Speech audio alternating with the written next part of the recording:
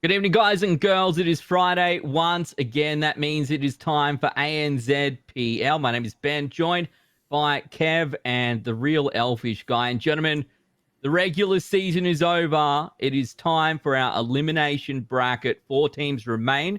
And tonight we're going to find out who's going through to our grand final. Jordan, I know how much you love tanks. You must be hyped for tonight. Yeah, quite a tantalizing prospect, isn't it? Given especially how close the season was. I think obviously the 2 matches that we've got today, but a bit of an argument to be made for any one of those 4 teams being able to get through, or any 2, I suppose, of those 4 teams to be able to get through to the top 2 positions that they both do want to achieve. So I'm looking forward to tonight's games. I think, again, we have to go back to it and say, whichever team doesn't mental boom right at the worst possible time is probably going to get through this evening. And given that the matches are longer today than they normally are, there might be more of a chance for some mental boom. So hopefully we'll be able to see that mental stay strong for all of our teams this evening.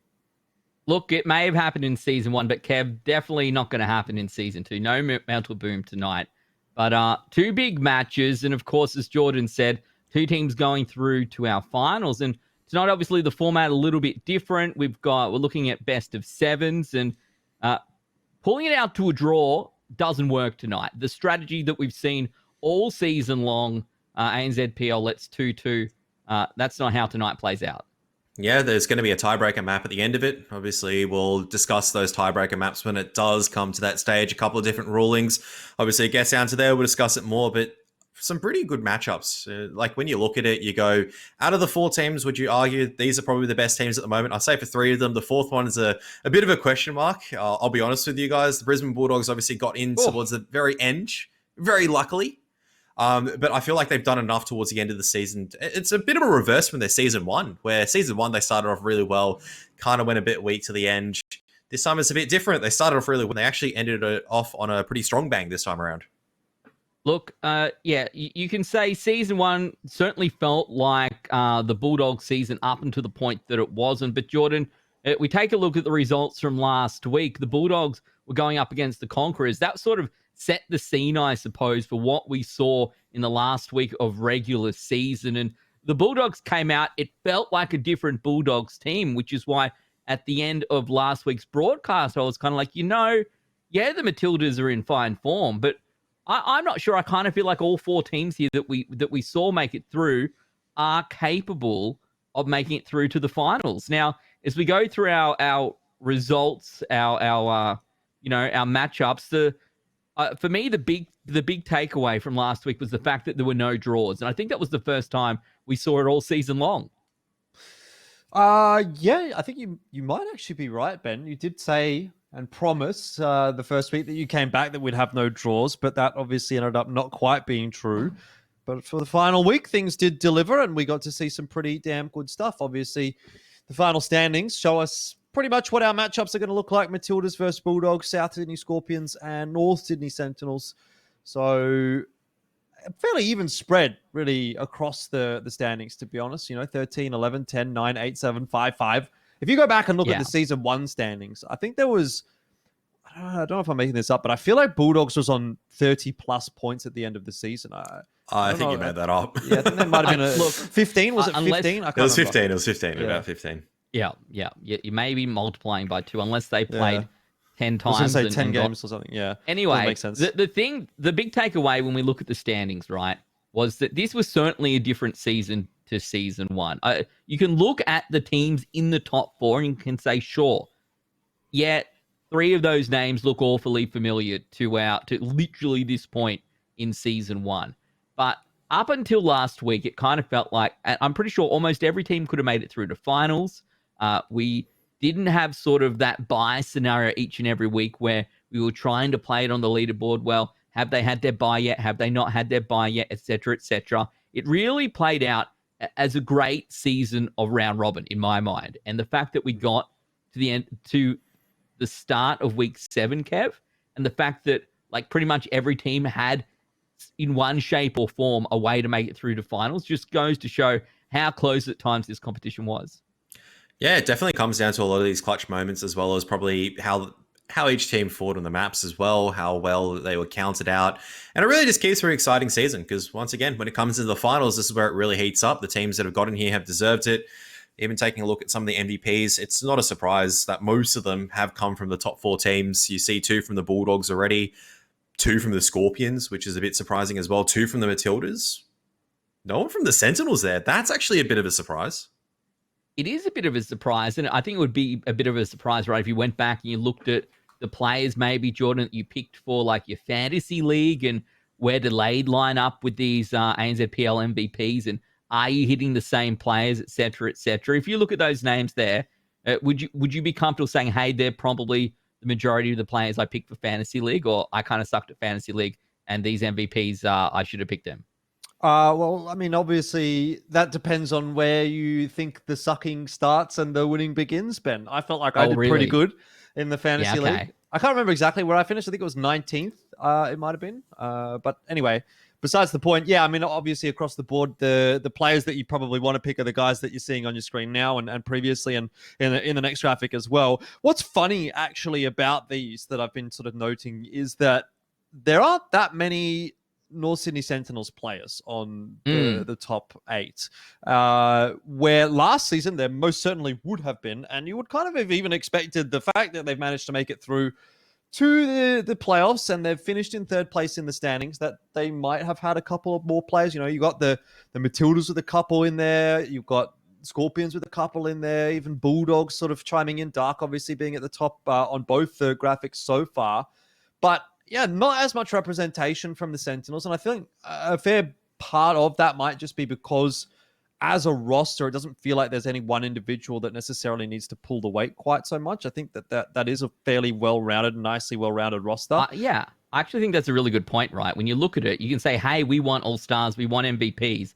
But if literally everyone on your team performs at a level that is just below all-star MVP on average, then maybe you're going to win anyway. Maybe it's better to have that team of players who, you know, always turn up, always are looking pretty good. Yeah, for sure. I mean, you do see Sydney up here at the top of this one. This is with the sharpshooters. So, you know, maybe that just speaks to his play style, right? I think sharpshooters would be highest pen rate, or perhaps, yeah, it looks like it's sort of by highest pen rate. So, I mean, I suppose that's just something that he's, been able to get over the line. If he makes sure that he hits the shot, he can pen it as well. I don't think that's a huge one to sort of read too much into, to be honest. I think, you know, you want to be taking a bit more of a look at the damage dealers and the other statistics. Pen rate is something that sort of seems to go hand in hand depending on what kinds of tanks you're playing as well. You can find it a little bit easier and that sort of thing. So, look, as far as I'm concerned, Ben, I think what really does matter is who's going to show up today, right? You can go back and you can look at all these matches and say, okay, well, X or Y's had a really good day. Pick JT out. He's had a pretty good run of form towards the end of the season. But if that falters today, you know, if he has 2-3 really good weeks to get to this point and then has a really bad week this week, and then the Skorpions lose one of their top players in the most important match, then what was it all for? You know, so I guess it has to really be a case of you got to show up today. Matildas, Bulldogs, Skorpions, and Sentinels, all eyes on this finals bracket. Evan, that's what we saw in season 1. We saw a bit of that mental boom. We saw a little bit of, I don't know whether it was from lack of scrimming, lack of preparation, whether the pressure came on, whether they underestimated their opponents. I don't know, and you probably disagree with me based on what you said about the Bulldogs earlier, but certainly when you have nothing to lose, if you're the underdog, right, literally underdogs as the Bulldogs here up against the Matildas probably are.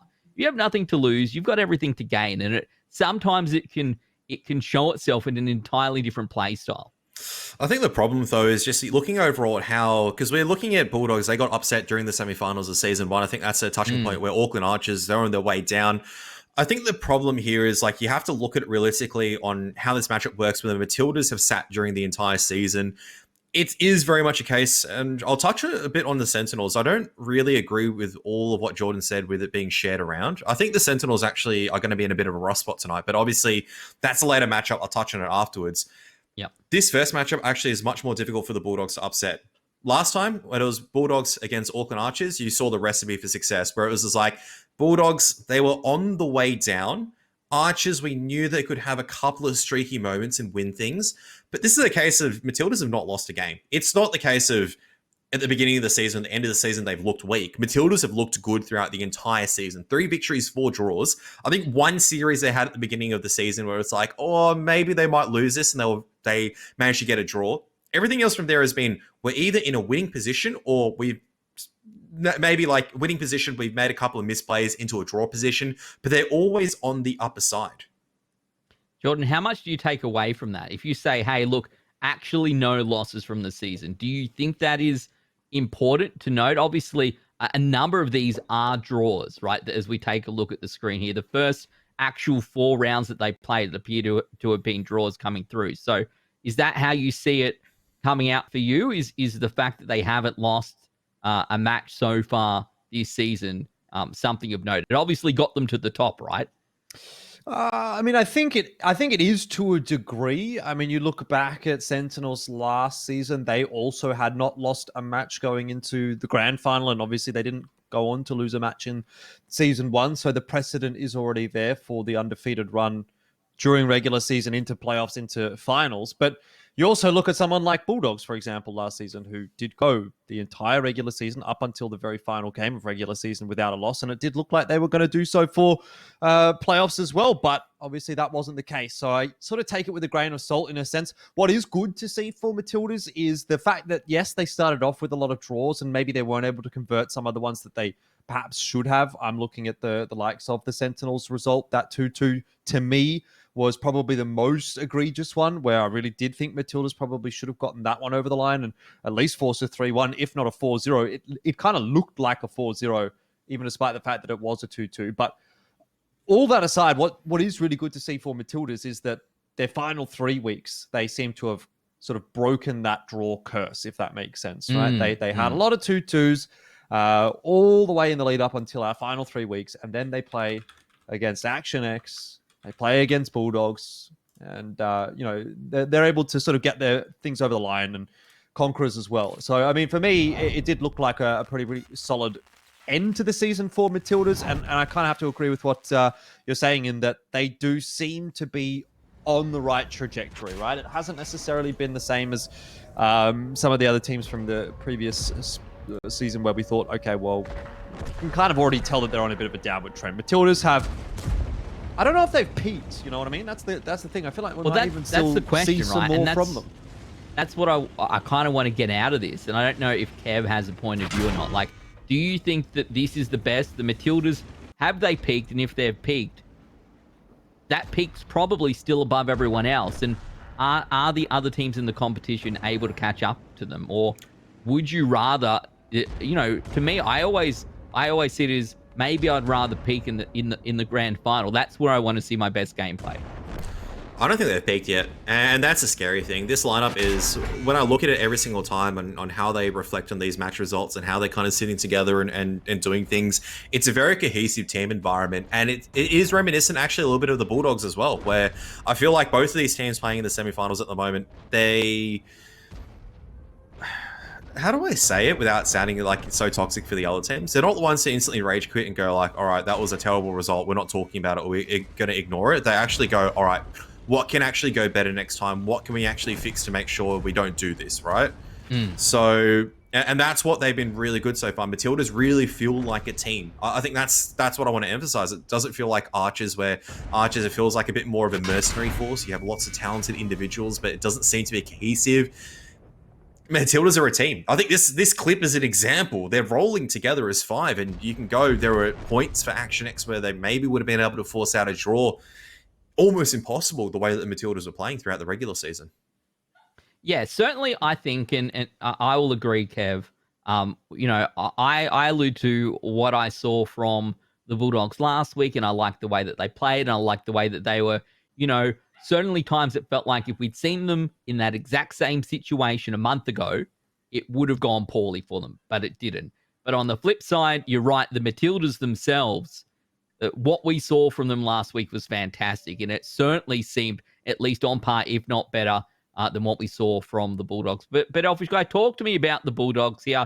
They had an average start to the season, but I'm not going to say it's the Madhouse charm, but they certainly seem to pick it up. Yeah, I mean, it wasn't the ideal start to the season, but it wasn't really the worst case scenario. I mean, obviously they had that loss against the Sentinels. They had a draw against Skorpions, who we now know is one of the other top 4 teams. So you take that as a pretty reasonable result in the end. Panthers and Archers, maybe those are the ones that are sort of making you think a little bit more so. But I mean, in reality, if you take their record against most of the teams outside of the top 4, has actually been pretty reasonable. It's been pretty decent. The win over Action X, the win over Conquerors, you'll take that. And obviously Matildas and Sentinels are going to be tough to beat. And Skorpions never seem to drop a game. They just go 2-2, and then they have this banger of a day where they go 4-0. So I don't actually think it was that bad of a run in hindsight for Bulldogs.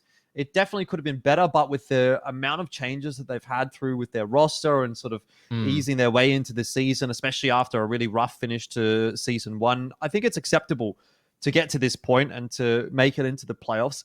Question is going to be, can they continue to increase that trajectory and really improve themselves coming into this game? Because, I mean, you take a look at their results in a row there, you say, okay, it's been getting better as the season has been going.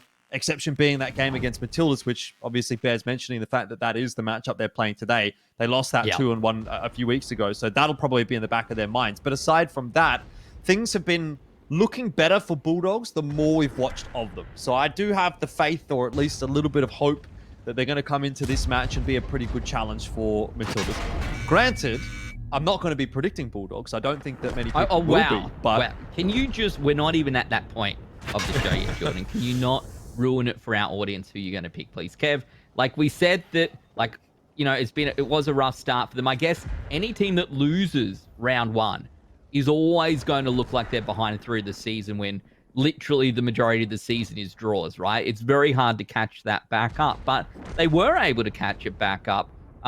After hearing what Jordan has to say, and obviously hearing what you were saying a little bit earlier, what are your concerns about this Bulldogs team?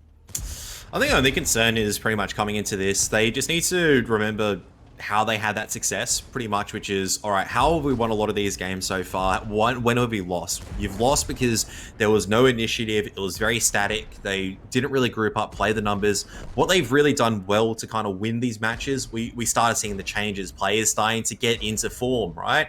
Dark was always doing well every single week. We're always talking about Madhouse. We're always talking about Ravi, kind of the experienced members, how they're going to come into here and do more work. And I feel like as more weeks went by and they went, okay, we don't have a magic solution. We just have to go back to the basics and work on the basics. That's where it's starting to solidify a lot more together. It's like even after that Mines game where they lost, I think 3-1 eventually against Matildas, one of the Mines games where it was a full send into mid. Even afterwards, it's like they were talking about how that was winnable because one of the players shouldn't have done something that he was not called to do. As an example, that is a big difference from the first couple of weeks when we were watching them play. It's like, do these guys know what they're doing? Because they're not doing anything, right? Whereas right now, at least they're felt like they hadn't really turned up yet. Yeah. And they weren't playing as that team. And that's kind of something you focused on a little bit earlier as well, that, you know, when you've only got 5 players in this particular scenario, yeah, you can have 5 players who maybe are all very, very talented tanks players, but you're always going to lose to another team who's probably got the same amount of skill, but are actually playing like a team. Elfish Guy, the big matchup, talk us through the stats here.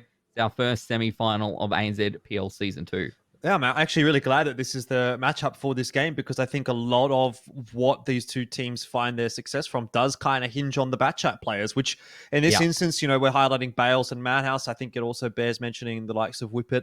I'm not sure who's been traditionally taking away that second bat chat role. I mean, there hasn't always been a second bat chat for the Bulldogs, although I know Ravi did play a fair bit of it in the previous seasons. But I definitely think, at least as far as Madhouse is concerned, if he is going to be taking this fight head-to-head with the likes of Bales, it's going to be a tough ask. You know, I actually probably would say that on the side of Matildas, they do have 2 of the stronger, if not the strongest, bat chat players in the league at the moment. And, you know, it seems like we're constantly watching games where Bales is having a really, really solid performance. A lot of the time in the 1v1 duels against the other bat chats. And when you're able to win those bat chat duels so consistently, that just adds an extra element of pressure to your opponents that obviously they don't normally have to deal with, you know. But maybe Madhouse can be a good match today for Bales. He's obviously a very experienced player in his own right. Certainly not as much as Bales is, but you know, he's got a few seasons of WGL, for example, under his belt, and he has been playing that bat chat for a very long time. And I think he's also been quite good towards the later stages of this season. Yeah, absolutely. And I think, again, when you look at that and you say, hey, well, a lot of what the Bulldogs have done well in the last few weeks is off the back of those bat chats, like you said, were, when it gets to the battle of the two, maybe it doesn't come out in their favor. Maybe that's a big deal. We take a look at our map pool here. Muravanka, Ghost Town, Cliff, and then Prokhorovka. This is essentially a best of 7. We'll play attack and defense on Muro, Ghost Town, and Cliff as required until one team gets to 4 points.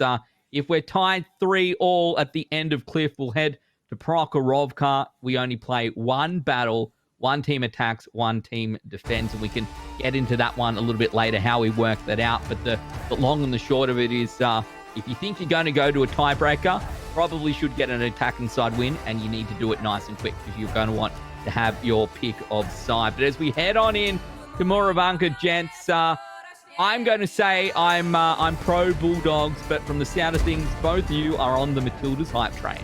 Yeah, I don't think that will be too much of a surprise, although I was taking a look at the vote in the Twitch chat.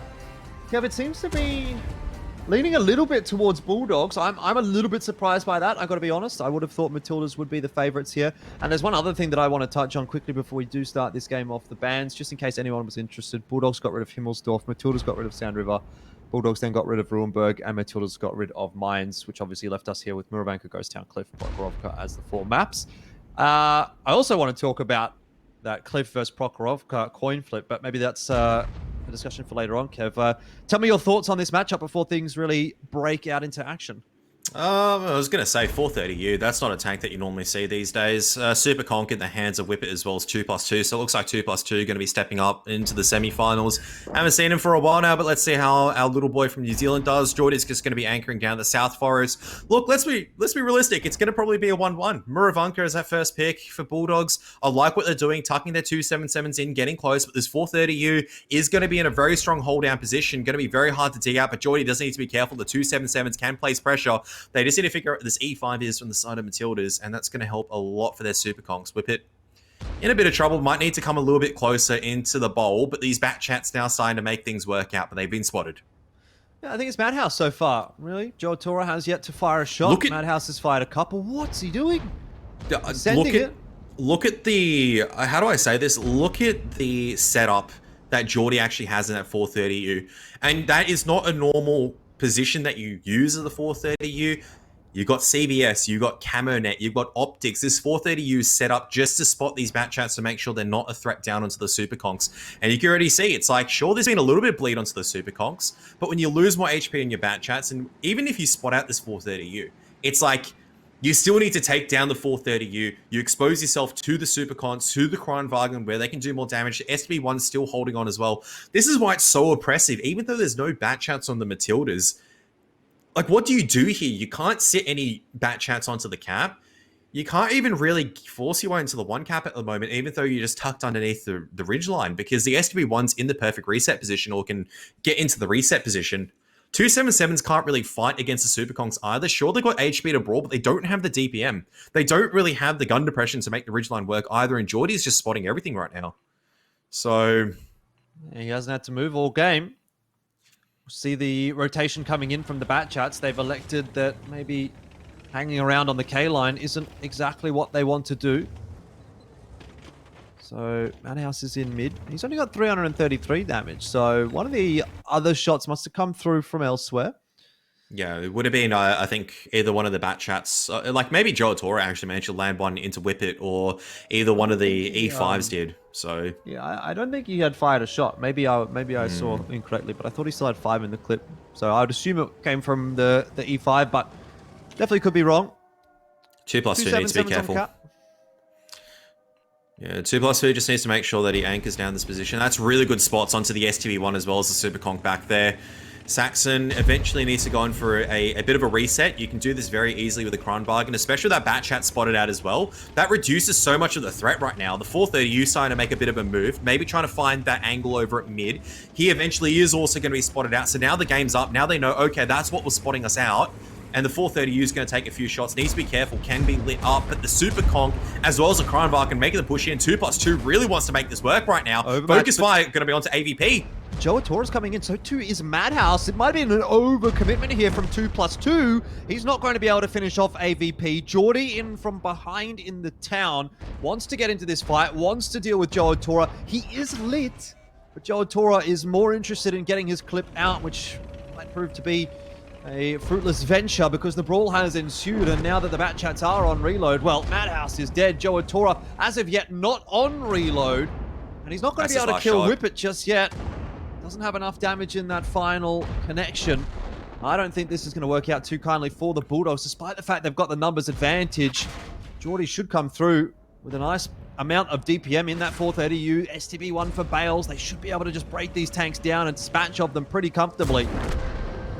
Yeah, nice shot from Geordie as well. Getting that shot into Joe Torres. Dark's going to go down as well.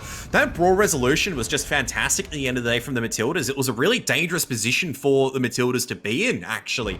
Overmatched, 2+2 overcommits, but you can see Bales just gets back behind safety. They're rotating the HP correctly. Geordie, at this point in time, doesn't really need to do anything. Bales, as well as Saxon's, got plenty enough to really work with. Geordie still wants to try to find an angle, still wants to see exactly what they're getting up to.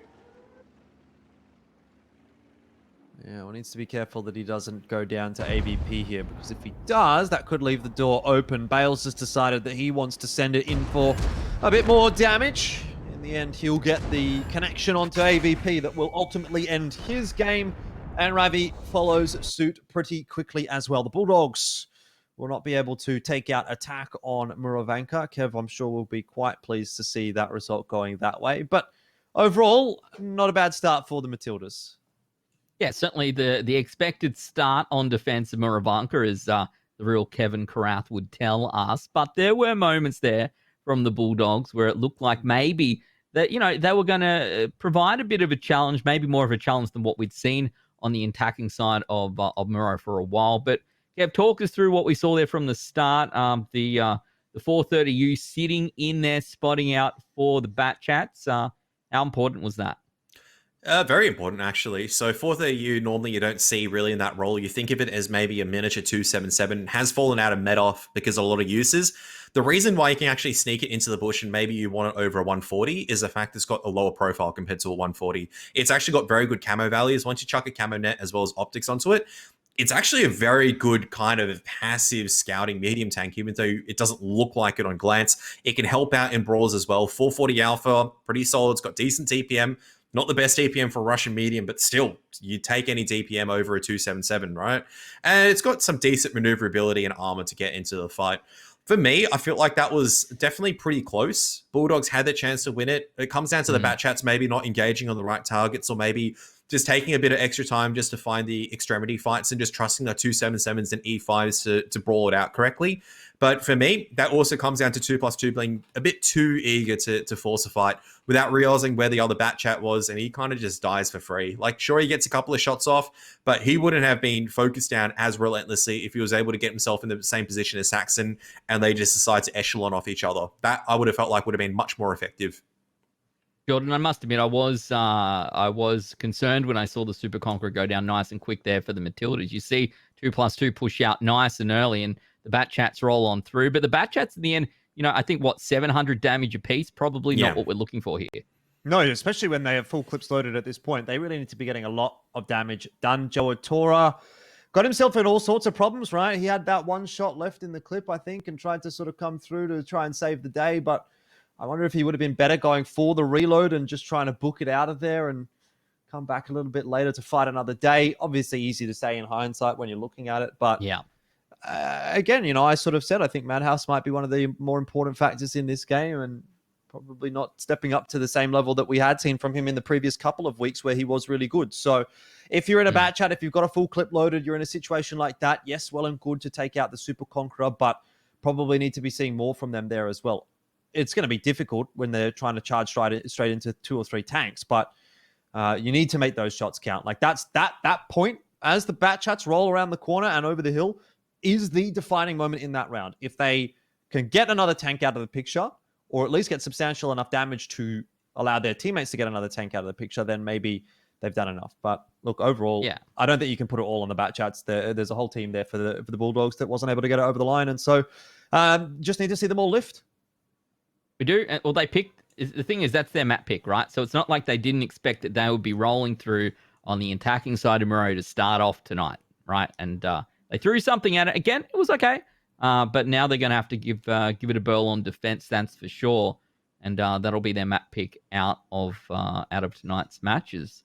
If you're joining us, I hope you're having a great time. There's going to be some epic matches tonight. Of course, we've got finals in 2 weeks from now on the Saturday, May 22nd at Fortress Melbourne. You can find out about that one in chat as well. Brand new competition tonight, !ROG in chat. We're giving away an epic Republic of Gamers monitor. It's 144 hertz, 32 inch. It's an ROG Strix. From everything I've seen, and I've spent a lot of time looking at monitors, gents, this is one of the ones that I was looking at myself, but I didn't pick it up because I'm cheap. So if you're cheap like me, get in chat and see if you can pick that one up. I think it's got about 2 weeks on the comp. Pretty easy to enter but get involved because that's what we're here for. If you can combine esports with free stuff, Kev, look, that's my ideal version of a Friday night. Maybe some whiskey, but that's just me. Yeah, I mean, 32-inch, 144 hertz monitor. So for some of the tankers out there, might be a good excuse to enter. I think you're a better tanker because now you can see the game in more hertz, but you still suck because you miss your shots. So it doesn't really matter at the end of the day. Look, just enter is kind of the point. It's a really funny thing because normally we talk about a high refresh rate for FPS games, but I have to say for tanks as well, it feels a lot more comfortable playing tanks on a high refresh rate as well. So it is something where if you're thinking about, oh, why should I upgrade from a 60 hertz to a 144? If I just play tanks, should still do that. One quick thing I do want to mention outside of the monitors. Is that Bulldogs obviously making a bit of a change. Jorotor out. It's going to be sold out in. That's going to be an indication you're taking away one of your bat chat players or your IS7 player, because I know Jorotor can play that, into more of a super conk or a Kronwagen, because sold out, in my mind, is like that kind of heavy player. He plays that super conk pretty well. He's one of the top performers in this league as well in terms of damage. So definitely not a slouch in terms of anything. Not a downgrade, not an upgrade. Just a role change there. An important one as well, Jordan. Obviously, you can't afford to go out of your map pick 0-2 down. And as much as Kev likes to lament how many defensive side wins we will see on Muravanka, the Matildas have had a fantastic season. And last time they went head-to-head with the Bulldogs, they came out on top. So certainly wouldn't surprise me if the Matildas are coming to this one looking to make it 2-0. We head back to Muravanka. It's ANZ PL Season 2, our semi-finals. 4 teams remain. The 2 winners tonight go through to our grand finals at Fortress on May 22. Yeah, it's an interesting point, Ben. I mean, obviously 2-0 would be the worst-case scenario for the Bulldogs right here. We have seen Muravanka leaning heavily towards the defense, so they are moving on to a more comfortable position. But with that said, Matildas is one of those kind of lineups that can push this one over the line. Madhouse looks like he's going to be in the bush spotting duty. An interesting defensive setup here from the Bulldogs. 705A and Ravi just sitting in the middle of the town. The Super Conqueror and the Kranwagen leaning on the town side of the hill. And Matildas are going to be given control of the one flag more or less for free. A nice little shot snuck through there by sold out Udachi, but that's really all he's going to get. And immediately, I like this response from Matildas. They say, okay, well, you're going to give us control of the one flag? Maybe let's see what you can do about it, right? They're kind of throwing down the gauntlet to Bulldogs, right? Obviously, Bulldogs should have an idea, a plan B. What happens if Matildas does get on the one flag? But now we get to see it, and Matildas are prepared for that too, I'd imagine. Yeah, Sold Out's going to be spotted. STB1. So Geordie's just... Okay, this is actually... We've seen Geordie in this position bleed out quite a lot before, but he should be able to get into the house relatively safe. 20 seconds. Oh, this is problematic at the moment. Who's going to be able to get the reset? Has to be Madhouse of the 705A and Ravi. 15 seconds. Kronwagen is pushing up. Geordie's just going to try and be the bait. Bales going to see if he can focus down on one of these targets. Of course, AVP is coming fast and furious. 705A as well as Batchat, though, needs to get the resets. Where's these shots onto the Kronwagen? No shots at all, and surely there should be enough shots coming in from Ravi as well as Madhouse. Reset's going to come forward. Unfortunately, though, AVP has to sacrifice himself. Obviously has to go get the vision, but there's been not enough bleed onto the Matildas players. Geordie should go down eventually, so a 1-for-1 trade is going to be pretty good. Pushing to the other side now to get rid of the 705A as well as the Batchat influence, but Bales can't really do anything, and Sold Out Adachi is going to clean up on Geordie. Yeah, the flanks are starting to come in as well. Batchat moving. Ravi in the 705A starting to move as well. Madhouse 15 seconds on that reload, but once he does get that one off, I think that's where Bulldogs will really look to break open this game. Though the same can be said for Bales. He has just lost another teammate, and it's a 3-on-4. Huge health advantage for the Bulldogs. An extra gun in the game as well.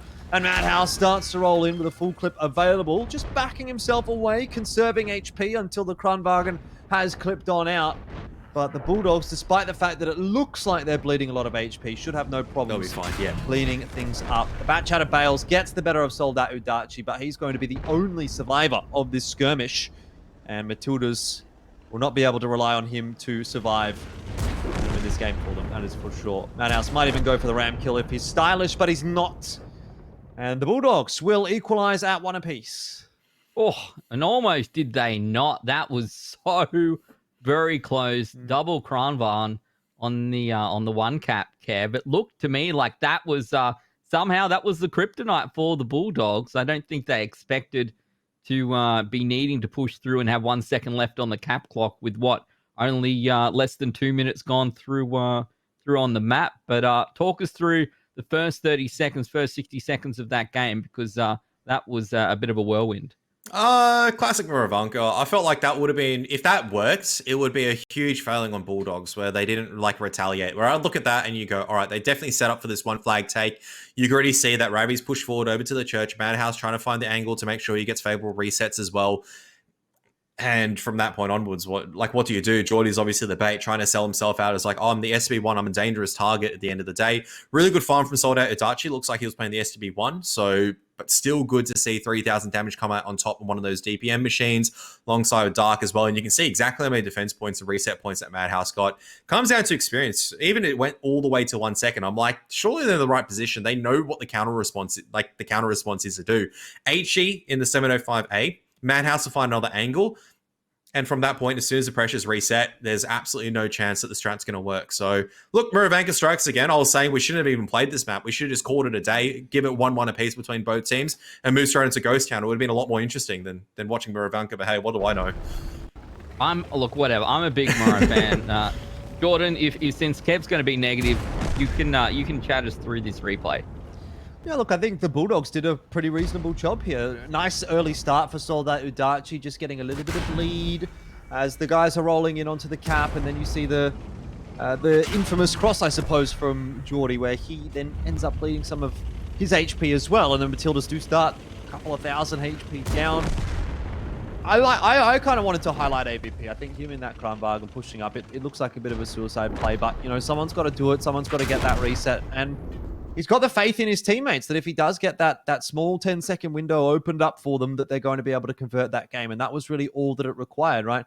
If he doesn't do that, if he decides to play a little bit more selfishly and says, oh, someone else can get the reset, doesn't recognize that it has to be him, then Bulldogs lose that round. So credit where it's due to AVP for getting it. Yeah. And that's that teamwork, Kev, that we were talking about earlier.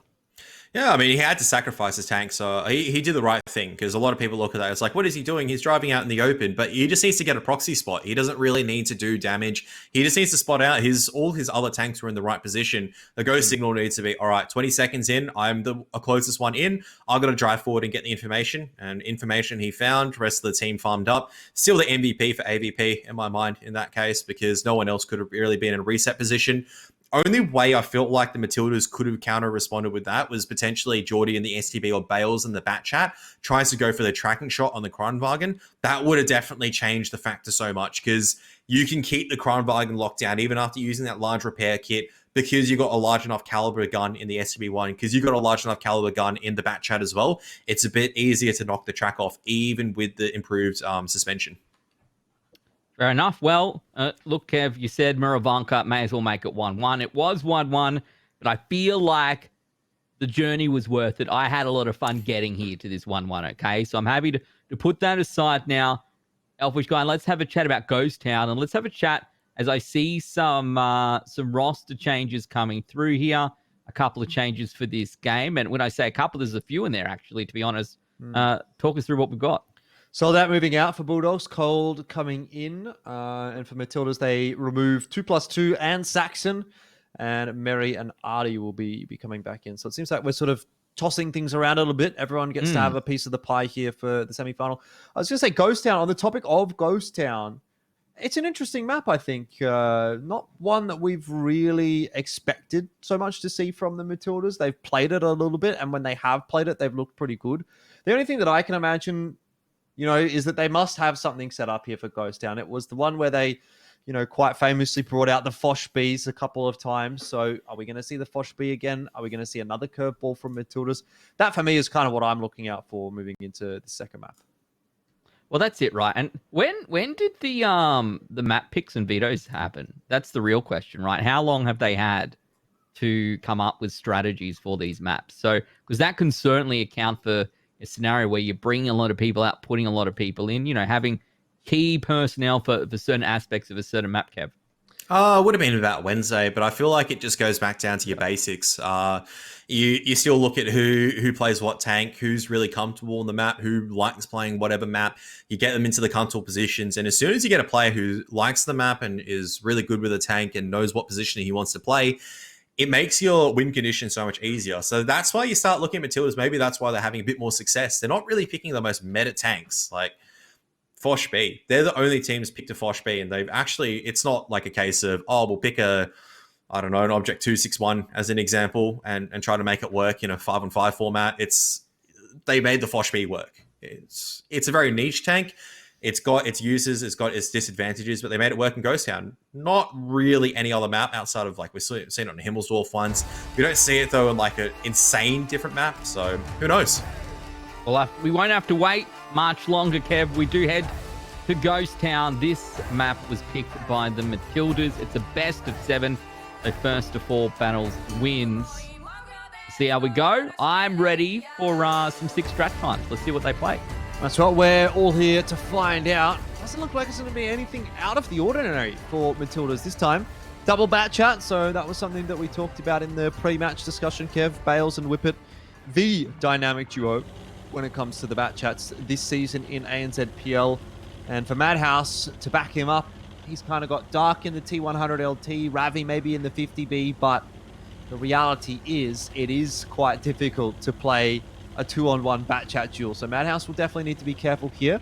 But Bulldogs are pulling out the T100 LT, which was something that we were so excited by last time we saw it. Yeah, I mean, Dark is just one of those tier 100 LT players, like one of the top inside the league, right? Even firing, seeing if there's any bat chats hidden, trying to spot him out, doesn't get spotted out at the end of the day. Really means that these bat chats on the side of Matildas need to go together and try to make a bit of a play. If Matildas did review the VOD, they would actually look at this one and go, Bulldogs are playing, well, T100 LT, is he going to be doing the same thing, right? So E100's already pushed very, very deep towards the middle part of the map. Now, the question is going to be how they're going to get onto the cap. The E100's set up in the position to make sure that it does bleed out any tanks on the approach in AVP.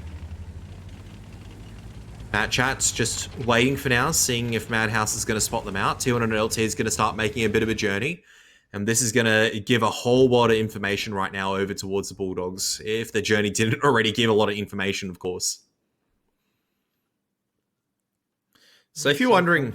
Oh, sorry. I was going to say, if you're wondering where Artie Noob's trying to shoot at the moment, if you're trying to pen an E100 that's hold down, aim for the rangefinder. There's a very small bar at the top of the E100 head that you can pen. So wouldn't be surprised to see Artie Noob potentially hit that with a bit of lucky RNG. Bale's actually moving back, seeing if he can catch out the T100 LT, actually. So there's that as well. Has been spotted out by the T100 LT, and Bales is going to go, ooh. There's going to be, there is a pesky light tank somewhere over here around the shipyard. Yeah. On the other side of the map, Whippet in his bat chat has also been pushed out. Dark will be able to slide a shot through onto Bales. Always helpful. Yeah, definitely. But Whippet's position known. Bales' position known. Both bat chats lit. Bulldogs feel as though they're in control of this game, though Bales is on the rotate back across. Hasn't been spotted so far. I'm not sure that he will be. Madhouse a little bit too far back over the ridgeline to do much spotting. Has managed to sneak a free shot through, though, onto Whippet and has lit him for someone else in the town. Was it Ravi? I'm not sure. I think it was Ravi, -1. Yeah. So It's a good start here for the Bulldogs on the defense of Ghost Town. No, but far. here's the problem, right? Like, look at this approach. Madhouse needs to start shooting into Geordie, I feel like, but he doesn't have the angle anymore because Geordie's now placed so much pressure on these E100s. Matildas needs to start placing some cap pressure with the Super Conk or the E100, but they're not.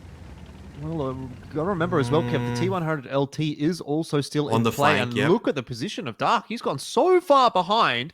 Madhouse might be in trouble here, getting pushed 2-on-1, and this is what I always talk about. Double bat chat versus single bat chat. Where can Madhouse go? He can stay. No, he needs to stay. He just needs to stay underneath that ridge line at the moment. He's fine. AMX50B is still providing cover support right now. Madhouse is going to make this very difficult. It doesn't help if Commander gets hit by a fantastic shot from Bales, but I mean, this is where Dark needs to make a play. He needs to get into the K4 position. You can use those bushes, really rain down some shots from behind. E100s are still healthy and good at the moment, but this fight is all going to boil down to how well Madhouse can deal with the situation up at the north position. It is going to be hard because the E100 is going to be on his butt. Just Dark has to try looks to like work he with wants it. to go and push the bat chats, though. Yeah, he's going to try and light things up. It's actually not bad because he knows they're on reload right now. Bales still has, what, 10 seconds remaining? He hasn't even been spotted on the way out. Dark does see him eventually. No, Bales is not lit. He's Dark gone is lit, down and but Bales is around. not. Oh, Dark just needs to dump into Whip It at the moment. But Bales will be able to get a few shots in. Great trades coming forward, though, from the Bulldogs. You can see how much HP has been bled out, and now Madhouse can come into the equation. They'll be able to clean up Bales. This is huge right now. Matildas have not placed any cap pressure, and now that even though the HP is relatively equal, they're down 2 tanks. They don't have the playmaking tanks, though. That's the thing. It's like, yeah, okay, you can be down 2 tanks and the HP can be even. You can still maybe find a way to dig yourself out. But if you don't have your bat chats on the field, your E100s and your Super Conquerors are not going to be able to outplay the likes of a bat chat, a T100 LT, and an AMX50B. Those sorts of tanks are really just going to run rings around you. Not to mention the fact that both the E100s on Bulldogs are very healthy as well here, Kev. So yeah, exactly. The reality is this is the worst possible scenario for Matildas, and quite frankly, they've essentially lost the first round of Ghost Town. So Bulldogs are going to go up 2-1 here. It's a bit of a victory lap at the end of this one. 1.5 minutes for them. They are on the defense, so they don't care how long there is left, as long as it's ticking down in their favor. And now it's just a question of who gets to farm up the majority of the damage. Matildas have not been able to get that one over the line, and it's, at the end of the day, I think, again, partly due to with that T100 LT, which we've been, kind of enjoying actually watching here on Ghost Town. Nice play from Dark, gets behind, opens things up. Madhouse manages to survive the 2-on-1, which is not an easy feat, especially against Bales and Whippet, and Matildas crumble. I feel like that part for me is much more egregious because Matildas just don't place any cap pressure. They have the tanks to sit on cap and they just don't do it. And at that stage, it just means their bat chat's going to get farmed. There's nothing else pulling the attention away. Well played through from the Bulldogs. You can never take anything away from that. Yeah, that was incredibly well played. And I felt like that was the Bulldogs that I got glimpses of last week, right? And the question I was always wondering, can this same Bulldogs lineup turn up against a team like the Matildas? Are they actually going to be that good against Matildas, or are Matildas just going to outplay them? And there were moments there, Jordan, where, we talk about the double bat chat up against a bat chat and a T100 LT. And I know Kev likes to, sometimes lament the issue of like, well, you get caught out. You don't have 2 bat chats. They've got 2 bat chats. And that's what happened to Madhouse. But I don't know if Kev has like a direct line through to Madhouse's head, or they're just synced up, but somehow Madhouse does exactly the right thing, stays alive, and the Bulldogs come out with a victory. Comes down to map knowledge. It's like these positions is like I can talk about because guess who has played that ridge line in not really a bat chat, but more of a brass where you understand what positions you can get away with, what positions you don't. And that's the difference at the end of the day. It's so hard to take that left side of the map because there's all these hills to play around, and Madhouse does it perfectly. He stays alive, buys vision, never allows the 2 bat chats to get onto him unpunished. As a result, Dark's allowed position to maneuver. Matildas just don't do enough. They're trying to find the mistakes. They're trying to see if they can punish Bulldogs for the mistakes. But Madhouse, doesn't matter if he doesn't do any damage there. He's occupying so much map space. He's allowing the E100s to get the bleed out. As a result, it's a GG for Bulldogs in the defense, which is fantastic. They're up 2-1 in the series right now. There's no complaints. Need to get to 4. That's a magic number. If you manage to take an attack right now on Ghost Town, going on 3-1 to Cliff, that's a pretty good chance to make a 4-1 happen and a huge upset. Yeah, it would be, I would say it would be a pretty big upset, right? For this to occur, it would be Look, it's always a little bit weird if that's the case, and you do see your number one seed coming into finals, not make it through to the grand final. But maybe Elfish Guy, we're getting a little bit ahead of ourselves here because we all know what the attacking side of any map is like. Though I do kind of feel that Ghost Town has given us some of those exciting attacking side wins across the season. Yeah, we've seen a few teams winning on the attack of Ghost Town. It's not like it's impossible, and it doesn't feel as bad as Muravanka, for example. I think there are more opportunities, more avenues for the attacking team to get a bit of work done on a map like Ghost Town. Do need to be, I think, fighting a lot of it, though, from the cap pressure. You know, if there isn't that cap pressure in any sense of the imagination, then the defenders really do just feel a bit too comfortable sitting in their positions. And I found it funny, you're talking about upsets. Obviously, I agree. I think this would be an upset if Bulldogs do beat Matildas. And what I will say there is that I would be upset because I've all-inned on Matildas with my channel points. Remember last season? You've done it again! I all-inned on Bulldogs, and they lost to the Archers. Well, have I done the Castle Curse again this season? How have you not learnt, Jordan? A little bit of deja vu, Elfish Guy. Whoever Elfish Guy puts his channel points on almost certainly loses. So I'm sorry to the Matildas, but no take backsies. He can't help it. That's just the way. How many was it last season? Was it 50k? I don't think it was 50, but it was a lot. I don't know, John. Whatever it was, they went to someone else. And there's someone out there sitting right now looking at all their channel points and going, thanks, Elfish Guy. And maybe they're going to say, thanks, Elfish Guy again. Maybe that's exactly what's going to happen tonight. But maybe let's be real. It's the Matildas. They picked the map. My expectations are that they're going to be on defense. It's going to be tricky. The Bulldogs are going to have to come out with something special here. But I kind of felt like what we saw on defense from the Bulldogs was special anyway. And the fact that you see what Dark come out in that T100 LT with almost 3k damage, it's I love to see it, Kev. Yeah, I mean, T100 LT is just that annoying mosquito. Like, 250 alpha doesn't sound like a lot, especially at tier 10. It's like, that's alpha you get back at tier 7 on some of these tanks, even tier 8. It's like, that's where you get good DPM. So when you get to tier 10, you think it's like, oh, I'm getting stung for 250. Oh, no. Anyway. But because he's doing it to you every single 6 seconds, you're like, hang on a moment. After half a minute, you bled out a lot of your HP and you're going, I cannot see this tank that is shooting me. I cannot chase it. It is outspotting me. What do I do in this scenario? So it very much comes down to the case there. I feel like the E100s did the right thing. They made sure they put themselves in positions. They didn't bleed out on the side of the Bulldogs.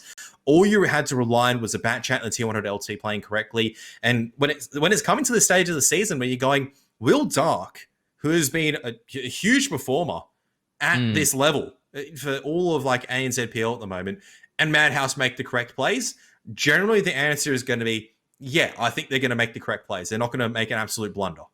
So well, yeah, and they did, and it turned out, and I thought maybe it was a blunder when was it Bales was like under the hill and he was spotting Dark, but Dark maybe hadn't spotted him yet. Like, surely it doesn't play out this way. But in the end, it came out good for the Bulldogs. But the real question for me, Elfish Guy, what have the Bulldogs got on attack as we head back into Ghost Town? If they can pick this one up, that's going to be awfully close. Essentially, we'll be on match point. They'll be 3-1 up. They'll have picked up a 2-0 on their opponents. So on the top seeds map choice. Certainly not something I expected to see tonight if that's how this plays out. But here we go. We are back on to Ghost Town. It's our best of 7, looking for 4 points on the board to get you through to the grand finals. And the Bulldogs looking to put 2-0 here on Ghost Town and jump into that lead. Yeah, big opportunity for the Bulldogs. They roll out with that one-round advantage. Double E100, a 277, and a double bat chat. So Dark not in a T100 LT this time for the Bulldogs. They really do want to control those flanks with a little bit more firepower. And for the Matildas, it's a very similar lineup to what we saw actually from the Bulldogs. The only difference is the substitution of a Super Conqueror for the T100 LT. So a little bit less outside pressure, a little bit more inside the town kind of pressure for Matildas on the defense here. And we'll see what Bulldogs do have in answer to that. So also just want to make a bit of a point as well. Ravi actually switching to the 277 is going to just be playing up there on the hillside at the top side of the map. seeing what he can really spot out, maybe find a cheeky angle on one of these E100s who are playing a bit too aggressively, maybe exposing the side of their holes. It does look like Bulldogs, with the E100s angled over here, there's a couple of different approaches you can take. If you're relatively confident there's going to be nothing on the island, you could push through mid-city. You can just push straight forward, start brawling around maybe the D6 position, start getting some side scrapes on, start trying to see if you can get some shots into these Super Conquerors and E100s. But always going to be pretty difficult. Well, no exchanges of damage thus far. I suppose in the end, that can only benefit the Matildas, who, if they are able to maintain a fairly healthy HP pool later in the game, could have a little bit too much to chunk through that the Bulldogs might run out of time. We've seen that a lot so far in ANZPL. You'll see something that is a point of much discussion. And as I say it, Geordie does cop one. So a little bit of bleed, but nothing too substantial. And Bulldogs are just trying to probe.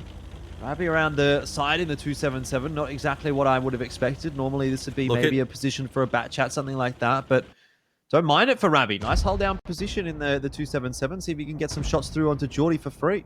There's absolutely nothing to actually deter this 277 from making the peak. And I just wanted to point out the equipment Ravi's using as well. He's using a turbocharger alongside with the hardening as well as the gun rammer. And the reason why you get the turbocharger in the 277, it becomes so maneuverable. It's actually faster and more maneuverable than a 430U. I think it can actually hit the same speed as a 140 without a turbocharger, which is... Like 140 is pretty maneuverable. You can rotate it very quickly. The fact that your 277 can do the same and really get into the fight, you're going to be very happy. Unfortunately, a heat shell can't really go through the E100. That's why the E100 is still pretty strong at the end of the day. But nothing to punish the 277 in this position. As long as he doesn't cross to A4, he'll be fine. You say, I mean, obviously he doesn't get any damage onto Geordie, and that is one thing, but what it It's does a pressure. do is force him back, exactly. And it's allowed AVP now to push out onto the flag without taking a shot at damage, without really feeling like he's too concerned about things. And so now Matildas are the ones who are on the back foot and are going to have to throw a punch back at the Bulldogs. Maybe the punch from Bulldogs wasn't that powerful, but it was enough to just unseat Matildas a little bit. So now it's time to get back on that horse. I think the key part over here... Oh, that is a fantastic shot coming out from Ravi. That's going to actually force a repair kit out from Geordie. At the same time, like I said, hold down 277 right now, and a perfectly hold down 277. Yeah. We're not talking about the upper hole being exposed. We're talking actually the entire hole is now covered. I'm going to take a second here and point out the movements of Bales in the bat chat of the Matildas. He's going to be the one that is tasked with digging out that 277. Here's the problem. Ravi just needs to stay there and be like, I'm just a nuisance point at the moment. What I would do as a Bulldogs, I would have counted about half a minute from this point. About a minute, I would start sending Madhouse on the journey around. He's the closest to making that wrap around. He wants to go around and start getting the shots across. Dark just wants to be there as part of the brawl to help Cold, to make sure if there's any collapse onto the cap, there is a little bit more pressure. But the fact is the bat chat's staying still at the moment. Bales will be spotted out. Bales just trying to get the reset. Gonna be very difficult. It's got APCR loaded actually into an E100. Not gonna be a good cop. 35 seconds. Eventually gonna have to start making a bit of a move. They are starting to try to find the angle to get the reset. Geordie should be able to maybe grab this one. Well, Cold should let it not go unpunished, but isn't quite in the position to trade the damage back.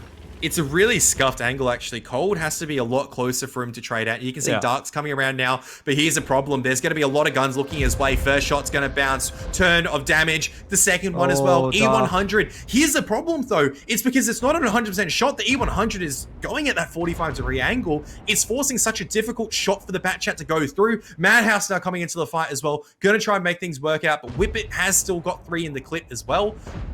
Oh boy, this is now starting to get into a very messy brawl where the Bulldogs aren't really up in HP. Yeah, they certainly aren't. They've let this one slip a little bit. AVP trying to get in the fight. Cold trying to get in the fight. Ravi still on the rotate. It feels like Bulldogs have forced a very, very inopportune battle here. It's more of a skirmish, really, as the 50B and the bat chat are wrapping around the back, getting rid of Madhouse. The tanks in the middle don't look like they're going to be favoring Bulldogs either. Cold surely get rid of Mary Turnip. It is 3-on-4, but remembering Bales is a bat chat with a full clip loaded, And the 50B is about to come off reload fairly shortly. If Dark doesn't get something magical done with this clip, then I don't think there's a way to win for the Bulldogs. And now that he's down to a one-shot, it's hard to imagine that is going to be the case. They have let this one slip. In fact, Kev, I think they've tossed it away a little bit, unfortunately.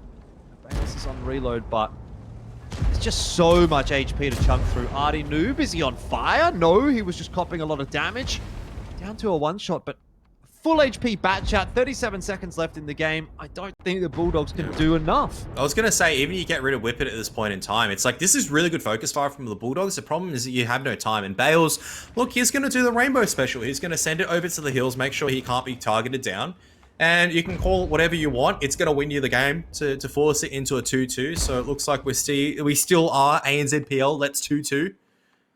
Just it'll get a bit more extended this time around. I do feel like the bat chads did not rotate correctly there. They tried getting into the brawl, and you can't fault Dark for that. Like I said, the lower play of the E100, it's deceptively strong, especially when it's angled at a 45-degree position. It's not a 100% pen rate, especially even with heat rounds. You just don't go through the lower plate of the E100 as you used to. Kev talking there like a man who's experienced that many times before and some sort of internal scar on his heart from that. But it's okay. Maybe next time, Kev. But for the Bulldogs, not able to bring that one through. The Matildas doing precisely what they needed to do to get us to what would in the regular season right now be called a draw, gentlemen. But Elfish Guy, we're just 2-2 with another 3 rounds to go.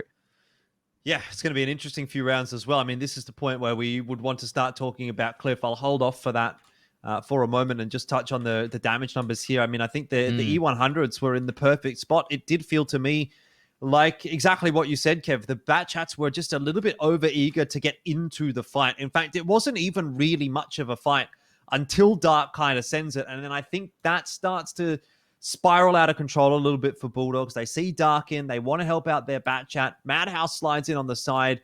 He gets a bit of damage out, and then the E100 and the 277 are starting to really just trundle along and try and get into the battle as well. And it's, sort of like follow the leader in a sense, monkey see, monkey do in a way. And unfortunately for the Bulldogs, I felt like just kind of went in one by one, if that makes sense. Dark commits, takes a bunch of damage, hides away. Madhouse commits. He doesn't actually take that much damage, but he gives up his position, and there's a fully loaded 50B ready and waiting to roll around the corner.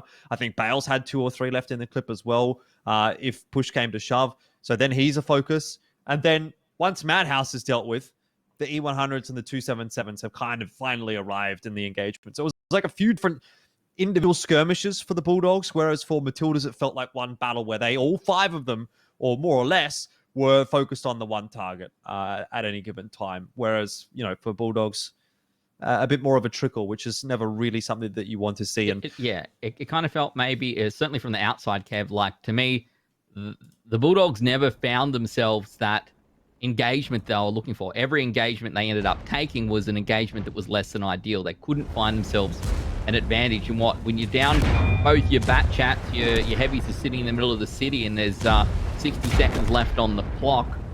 Why do anything else other than park a tank up in the hills and win the game?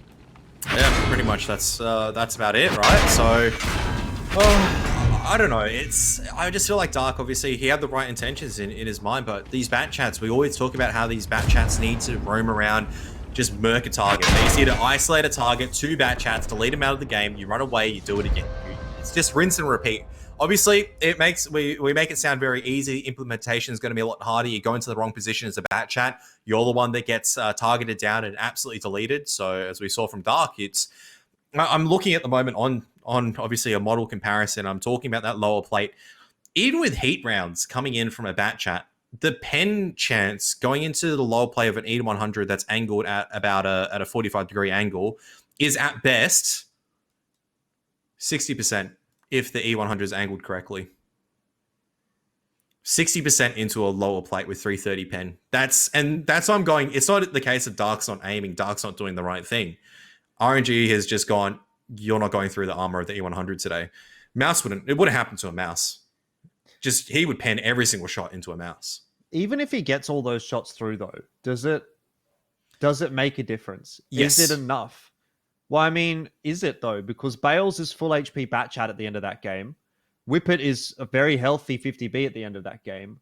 And Artie Noob is also a full HP E100 pretty much at the end of that game with 1 minute left on the clock. So what if he gets another 3 shots through? That's what, 1.2K? 1.2? 1.1, 390 out for an average. Let's just say 1K. It means that your E100s take 2 less shots and they can focus down something else. They can focus down a weaker 50B. They can focus down the Super Conk and Artie Noob. They're going to have a bit more HP to work with on some of these targets. You got a bit more time because you have the ability to reload, reset your scenario, not worry about tanks fighting. You can think about how to flank the bat chats. You can start cap pressure. It gives you a better chance. And I'm not, once again, this is not talking about how an individual has made a mistake. This is talking about if 60% worked in your favor. At the end of the day, it kind of makes sense, right? If it's 60%, you fire 5 shots, you bounce 2. In this case, you bounce 3. That's a bit unlucky, but you expected to bounce 2. If your law of averages works out, it still means that other tanks need to make an additional shot in. Assuming Joy doesn't bounce, he bounced something like 3,000 damage, which is huge, right? Look, it is a little bit unfortunate, but at the same time, it also kind of felt like the Bulldogs put themselves in that position and, you know, they really weren't in an area that you don't want to have to rely on things to go your way to win a game. It's nice when it happens, but you certainly can't rely on it. We're 2-2, Jordan. Let's chat about Cliff now, right? It's the next map coming up in this best of 7. And if I go back to last week, I remember watching the Matildas on Cliff, and I go back and I believe Matildas actually picked Cliff last week. So they're certainly not going to be unhappy to see it come out now. And for me, I kind of feel like Cliff is a bit of a weird one. We've seen so many brawls, particularly, you know, around the donut and things like that. And I think we saw the Flying V last week as well come out from the Matildas. It kind of feels, perhaps to me, that if there was an opportunity for the Matildas to come out and just put 2 more on the board and close the night and say, we'll see you in the finals, it's here on Cliff. Yeah, I mean, I sort of tend to agree with you as well. That's kind of why I wanted to talk about this one. The tiebreaker was between Prokhorovka and Cliff, and it was a coin flip. Now, had it gone to Prokhorovka, I think that is more favorable than Cliff is for the Bulldogs. I don't know that it's more favorable versus Matildas, if that makes sense. Like, would I predict Bulldogs over Matildas on Prokhorovka? Probably not. I would probably say Matildas on both Cliff and Prokhorovka, but I think there is more of a chance for Matildas to get some cleaner wins on Cliff. I feel like they've actually been a fairly solid Cliff team from what we've seen so far. They seem to like those early fights. They seem to like those 5-on-5 brawls, which is something that you do see a lot on Cliff. So Bulldogs need to be careful here. This could be a 0-2. It certainly could, and this could be the last map of our first semi-final. It's Seed 1, the Matildas, up against Seed 4, the Bulldogs. The first of 4. You win, you go to the grand finals at Fortress. And, well, off the back of that last one, Kev, I don't know. I'm thinking maybe Matildas with a bit of an advantage here. Always hard to tell. We have to also say that Bulldogs did manage to, I think it's not as if they're not serviceable on this map as well. They're coming into the defense with an HP lead. Madhouse in the K91. We were talking about this tank for a while now. Obviously, with the new patch, it means that you can lock in the suspension. This is the first time we've seen the K91 in ANZPL.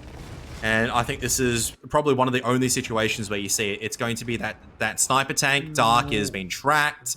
He has been bleeding a lot. He should be dead, and he will be dead right about now. Yeah, that is not really ideal. Not good news. That's really not good news. Yeah.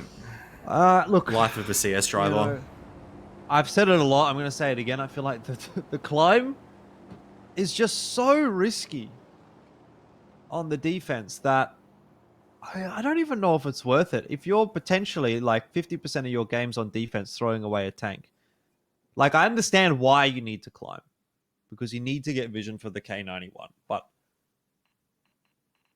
is there not a better strategy than potentially losing one tank in the first 30 seconds of the game? I don't know. So it's a question. It's an age-old question. How do you get a tank onto the hill as a defense? You got a CS63. You're going to have to try to do something right now. Obviously, it's never going to be ideal. All right, you're just going to focus on the now. HP is going to be equal once again for both parties. but unfortunately for the Bulldogs, they're down a tank. 113's been spotted out as well by Geordie, who's managed to make his way around. Madhouse is trying to think, how do I utilize this angle as a K91? How do I farm up at this point in time? That's a nice shot coming in from the IS-7. A nice roll. Yeah, 500 and what is it? 567, wasn't it? I think so. Something, Yeah, something to that effect. Definitely a high roll. So you'll take it. I think the Bulldogs are going to need all the help they can get. Okay, call me silly right now. I think Bulldogs are going to win this, even from a tank deficit down. Because of the push that Matildas is about to make? Yeah, because they really want to get rid of this 113, but they don't really have hill control. Like, they can't really get the SDB on hill. What I would have done, right, is I would have looked at where their tanks are, and I would have gone, okay, they've got an IS-7 over here, they've got a Super Conk over here, sorry, they got a 113, they clearly got a K91. Doesn't matter what the Super Conqueror is. What you want to do is probably get underneath the hill, get really close to where Brabby is, where that rock is, tuck underneath and dig out the IS-7.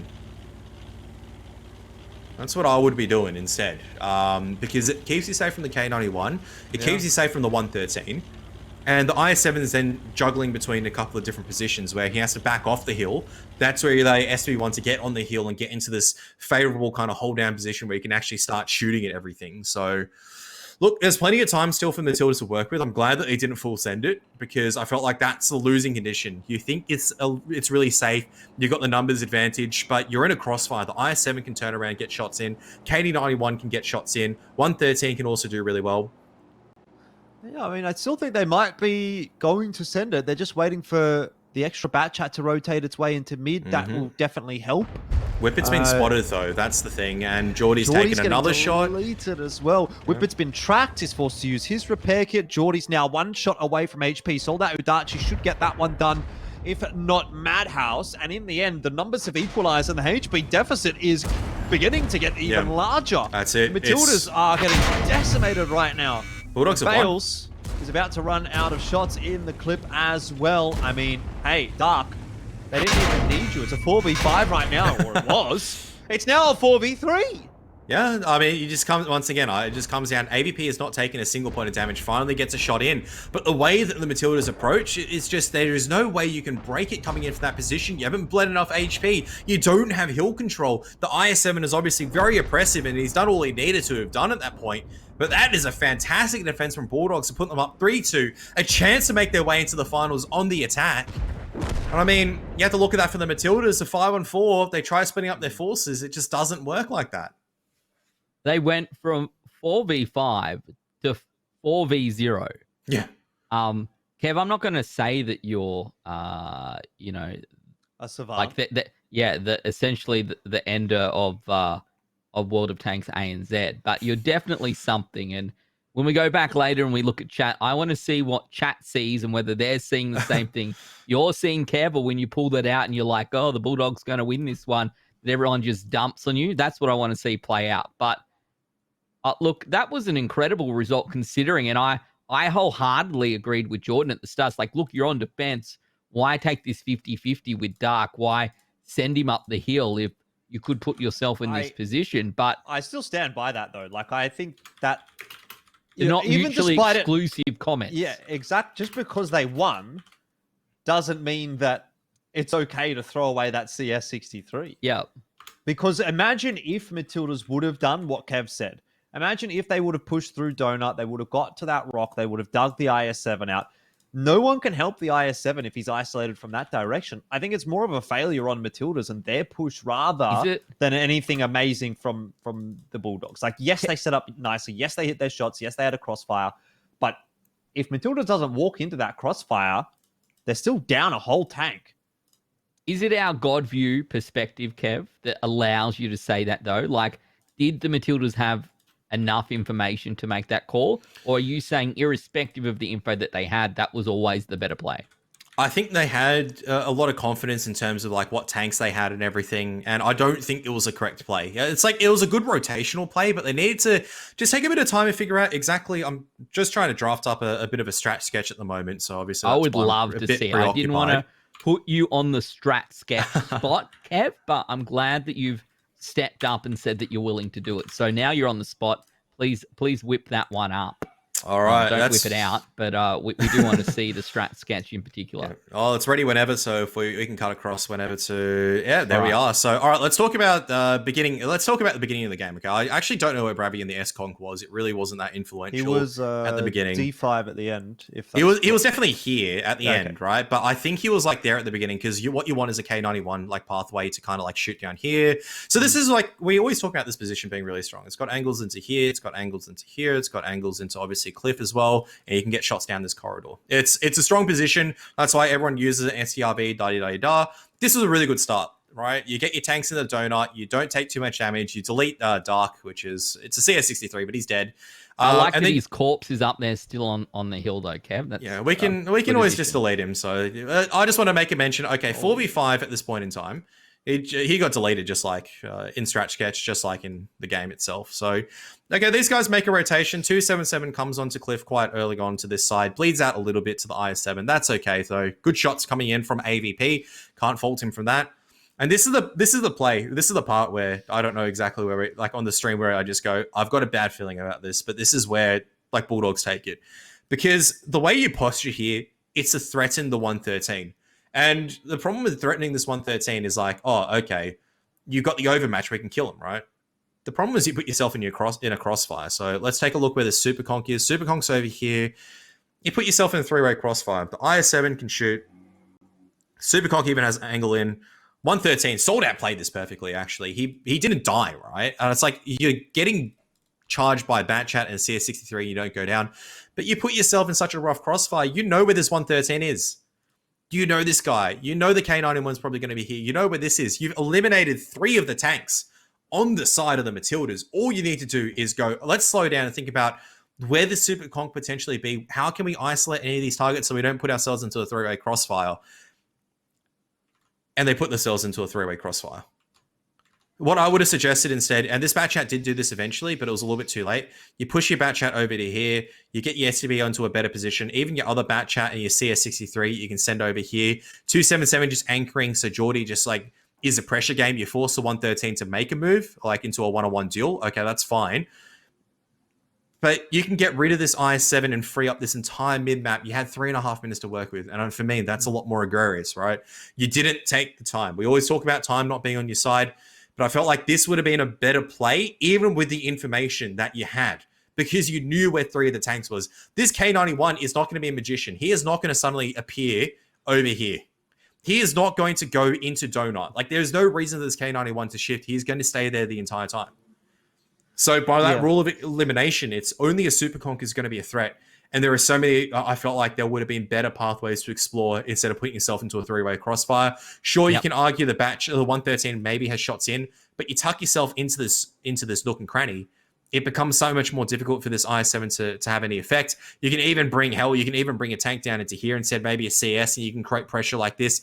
IS7 is actually a very hard tank from that point to utilize this rock with, because you're now in a crossfire, you can't do anything.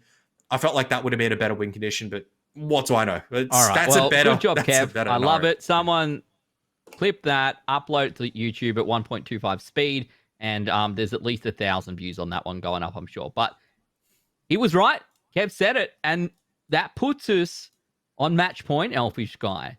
I honestly, look, we were concerned about Cliff, and I'm going to be honest, I was concerned about Cliff for the Bulldogs up until... well, I wasn't, I suppose, but it wasn't looking good for them. But now the pressure is on. This is it. I think we all agree maybe like the tiebreaker is going to be an interesting one because one team attacks, one team defends. And if no team's won an attack, it's going to come down to max damage in a battle. So you don't really want to leave it down to that coin toss. If I'm the Bulldogs, this is my shot right now. We said, hey, make it 2-0 on Cliff. You're through to the grand finals. It's their turn on attack. They're on match point. It's all in the Bulldogs' hands. And what a redemption arc it would be for the Bulldogs as well after what happened in Season 1. They themselves got knocked out in a position like this. What is Madhouse doing? They have a chance of pushing through to a victory. Kev, I'm not sure. He's going to go for a climb, is he? No. This is okay, it's a climb. Okay. I didn't know that you could do it in a flip wagon. Okay. This is either going to be hashtag Madhouse at LAN or hashtag Madhouse is flipped and he's Safi.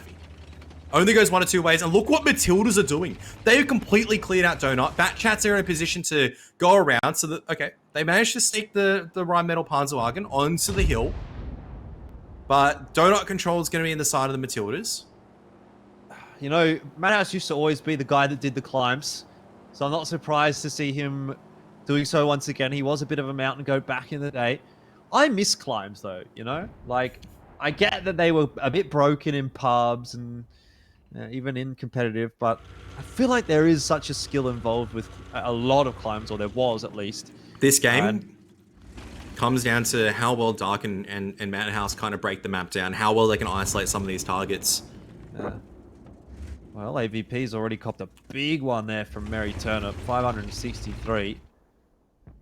And so far, no recourse from the Bulldogs. Remember, attack a little bit more difficult than the defense. And AVP is really not having a good time here. Geordie slides another one through at the cost of, what, 274 HP. You take that every day of the week, and AVP is just in no man's land, and he's getting no assistance either. Yeah, he needs to duck behind one of those houses and just cry. It's a terrible position to be in as a 277. You need to get behind a rock or behind a house. You can't really fight with an STB1. Dark. Yeah, Dark is very far up. He's in enemy territory right now. This is such a weird game of Cliff, but I love it. Madhouse has taken a lot of damage. I want to point that out. I think Bales was able to get a few shots in, punishing Madhouse for the peaks onto Geordie.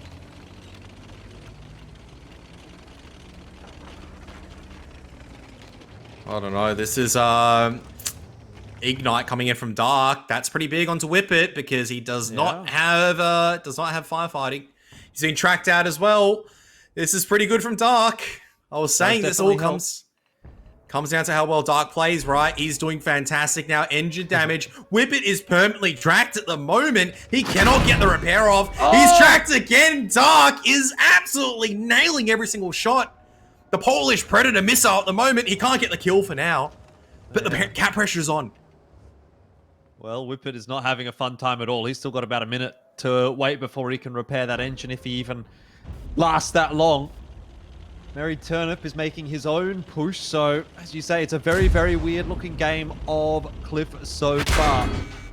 Joe Tora in the bat chat has a bit of work to do here, and he's doing a pretty damn good job of it. Geordie down to a one shot. The rest of the Matildas do look like they want to dump over and deal with AVP and Joe Tora, but have they lost too much HP at this point? It certainly seems they have. Bulldogs are going to finals on the TVP. He's still got 3 shots left in the clip. Dark full HP, and Madhouse sitting on his perch. The king is back on Cliff, and right now Matildas, a shocking looking exit it seems like from ANZ PL Season 2. You might as well throw your mind back to the Bulldogs a la Season 1.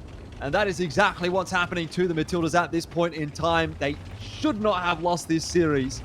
No. They may not have yet, but it definitely looks like they will. 2 players left alive, Saxon and Mary Turnip, trying to salvage it, but it is up to Bulldogs. As long as they don't make the mistake, they are going to be going through to the finals. Mary Turnip only has 804 HP. Joe Tora slides in with a full clip in that bat chat, and that is going to be the end of the Matildas for ANZ PL Season 2.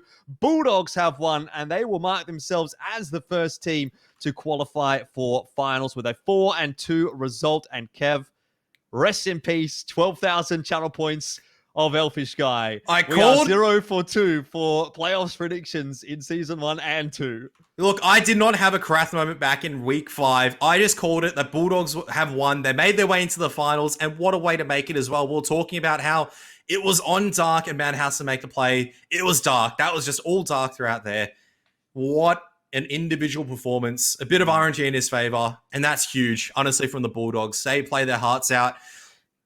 I'll let Ben talk for a little bit. There's obviously a lot to break down the series. Yeah, what a crazy result. And I'm not going to say that I said the Bulldogs were going to win at the top of the night, but I did. And they do it in style on Cliff, a map that I genuinely thought was going to go in the favor of the Matildas. Elfish Guy, they say esports is not an anime. There is no redemption arc. A little bit redemption arc in this one, isn't it? But was that one on purpose or not? Because that was a really good one, smooth. wasn't it? I'll give myself that. But look, Well, I'm going to say perhaps the next episode of Girls und Panzer is going to have the guys from the Bulldogs, because redemption for them tonight, and Can you impressively imagine? so. Can you imagine Madhouse's little red Madhouse. afro in Girls and Panzer? It'd be Madhouse, like popping what out an of the absolute commander's hatch. Mad lad. I was like, this is going to be quintessential Madhouse. On top of the hill rolls his tank, and that's how Bulldogs don't make it through to final. Yeah, that's crazy. I mean, look, I gotta say, Dark didn't get much of an opportunity to play the first round on Cliff, but he certainly made up for it in the second round. Bulldogs have pulled out a very, very nice performance, and you know, I had this discussion earlier on today with a couple of people, and I had the same with you guys going into this match, and I just said, like, I don't really think that there's much of an opportunity here for the Bulldogs. Matildas have looked so clean this season. They seem like the most well practiced. They seem like the most fundamentally sound roster as well. They always seem to make the right decisions, and they always seem to work together as a unit, as five, and unfortunately it hasn't come together today for them, and the Bulldogs go through to the finals with a surprising result, but an exciting result. I mean, I gotta say, like, okay, when it was Bulldogs going down to Archers, that was also quite a good one. I think that was a 7-6. 7-6. It kind of felt like when the Bulldogs went down to the Archers, though, I kind of felt like you could see the Bulldogs sort of falling away through that, right? They gave up battles that they shouldn't have, et cetera, et cetera, et cetera. And I kind of felt like we didn't see that from the Matildas right up until the very point where we're sitting there. They're a tank up on Cliff, a map that they, to me at least, should be particularly confident on. And they essentially throw that away and give the Bulldogs the opportunity. And then Dark, as you said, Kev, plays out of his mind, and he certainly made up for what happened on the defensive side. And all of a sudden, it goes from match point to GG. And I can't look. I have to admit, I thought we were going to a tiebreaker. It was always like a really weird one to call on Cliff, because there was like a very favorable position that the Bulldogs were actually in for a short period of time with the flip bargain, with the CS as well, working in tandem, and that's why the hill position is so strong. So I mean, kudos for Madhouse pulling that out, right? That's not something you go, oh, I can just do this on the new Cliff. That's something that comes with experience. It looks way easier than it is. It's like it looks so easy the way it does it, but that's experience, that's practice, that's like one of those pocket strats that you pull out. It's like, guys, I've got this really cool strat. I'm going to pull it out. I'm not going to flip the easiest tank to roll over outside of the Tier 100 LT with Safi driving it. I'm going to do like the play to set up the team for victory to make their way into the finals. And it just comes at the perfect time. I don't honestly think Matilda's actually played poorly today.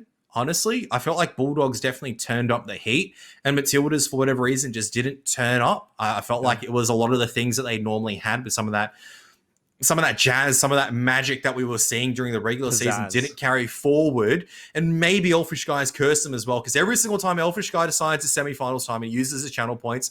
The team he uses it loses. So for season 3, I propose that we take away all his channel points, so he doesn't do this to any teams. You know what's funny? Guy, absolutely banned, I think, is the rule. Yes, Jordan. Yeah. Look, I don't predict on any of the games except for the playoffs games. Like, I saved the whole season, right? That's what happened last season. I saved the whole season for that first playoffs game.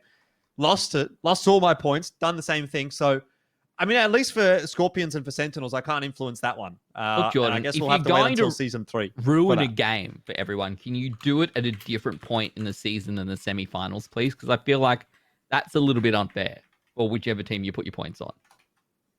Yeah, it is a little bit. Look, I'll do it in the grand final next time. How about that? But it's okay. It's okay. Look, and the thing is, right, I think you're right. The Matildas, we saw it from them all season long. They did have, what you said, a bit of pizzazz, a bit of style about them. But I also think maybe that your opponents sometimes allow you to do that, right? Like, you can't always just go out there and run around with a flying V or come out with something crazy unless perhaps someone lets you get there, let you do those things. And perhaps the Bulldogs tonight maybe just turning up with a little bit more than what the Matildas expected, certainly more than what the two of you expected. But nevertheless, seed 1 drops down, and they'll play next week still. They'll play off for 3rd because plenty of prize money across the board here, ANZPL Season 2. But the Brisbane Bulldogs, they get redemption from their loss in the semi-finals in Season 1. They make it through to the grand final on May 22 at Fortress Melbourne. What a great result to them after a pretty average start to the season. But all of that gone, right? That changes everything for me, because coming into this week, I kind of got the impression from the both of you that irrespective of what happens in Sentinels and Skorpions, the Matildas are probably going to be the team that's going to come out with the victory based on what we've seen from them in the regular season. But that's off the table now. We don't have to worry about that. We've got the 4-seeded team who've come through, taken down number 1. They're in the grand final, and now we've got 2v3. The Sentinels up against the Skorpions, two teams who, to be honest, have looked pretty good all season long. They've got their own redemption arc to talk about from the season 1 semi-finals as well. A little bit of revenge, perhaps. We'll see how that one plays out. But everything's now up in the air. All of the assumptions that we had coming to this are kind of off the table. And that's a really exciting spot to be in. So that's our first semi-final done and dusted. The Brisbane Bulldogs through to the finals. What a great result for them. I hope you're enjoying yourselves. Get a bit of HyperX in chat. Republic of Gamers in chat. We've got giveaways from both of our sponsors tonight. Plus, of course, !ROG. We're giving away a 32-inch 144Hz ROG Strix monitor. Absolutely awesome for playing World of Tanks on. You want to get involved in that. An !ROG is how you find out. And, of course, have a look in chat at how to find tickets towards our season finals May 22. So much going on for you and a lot to do in our break. So the three of us, we're going to take a few minutes, a quick break, a water break for us. But when we come back, it's semi-final number 2, the Sydney Derby. The two teams who went head-to-head in the semi-finals in season 1. The Skorpions up against the Sentinels. We'll be back right after this quick break.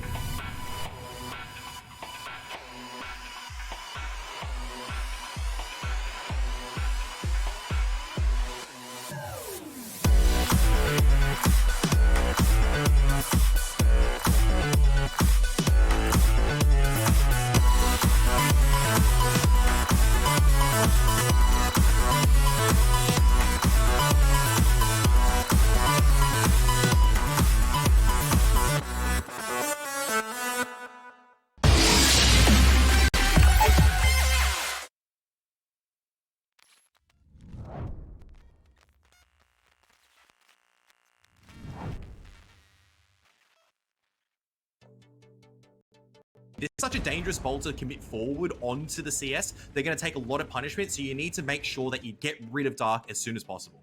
Well, that's why they've sent Camo first. Batchat is going to be able to clip out. Probably won't be able to do it himself. Let's see what Dark can manage. Can he dodge a shell? Can he bounce a shell? Can he do anything here? Has Camo got enough damage? With 2 shells left in the clip, the answer obviously is going to be no, but Tuck comes in and slides one through, which does result in the end of Dark. The CS63 finished off, and a 5-on-4 ensues. Bulldogs with the disadvantage, but HP is looking pretty fine for them. Bulldogs need to put 2 on, but there's no time. But the 140 has been ignited. Yeah, that's really bad news, and that might be the death sentence for the Conquerors right here. 34 seconds. Madhouse with 2 in the clip. Joatora also a one-shot. It's AVP trying to win the 2-on-1. The Crown bargain on the reload. Ravi has upheld his end of the bargain, but can he get there to help out, get rid of these last 2 remaining heavy tanks? AVP dealt with, still on the reload. Madhouse should get these final 2 shots off, and he needs to get them into Bluey, needs to finish him off. No, the Super Conqueror reload is just fast enough, and with 10 seconds, there will not be time, surely not for the Bulldogs to finish this one off. Bulldogs are looking pretty solid here. 19 seconds left on that cap, but Conquerors can't really rely on that, and I like that they've recognized it early. They're going to try and make the push. They're going to try and isolate the fight onto Cold, and I don't know that they're going to be able to do that, to be honest. The map control just a bit too good for Bulldogs right now. Madhouse going 1v1 against Camo. Will win that battle. And he has a couple of shots worth of HP left to his name, so he can get out of there with 28 seconds on the reload and come back to fight another day. This Dark should arrives be... in the fight. T100 LT finishes Bluey off, and Kev, I'm going to finish your sentence. This should be a win for the Bulldogs.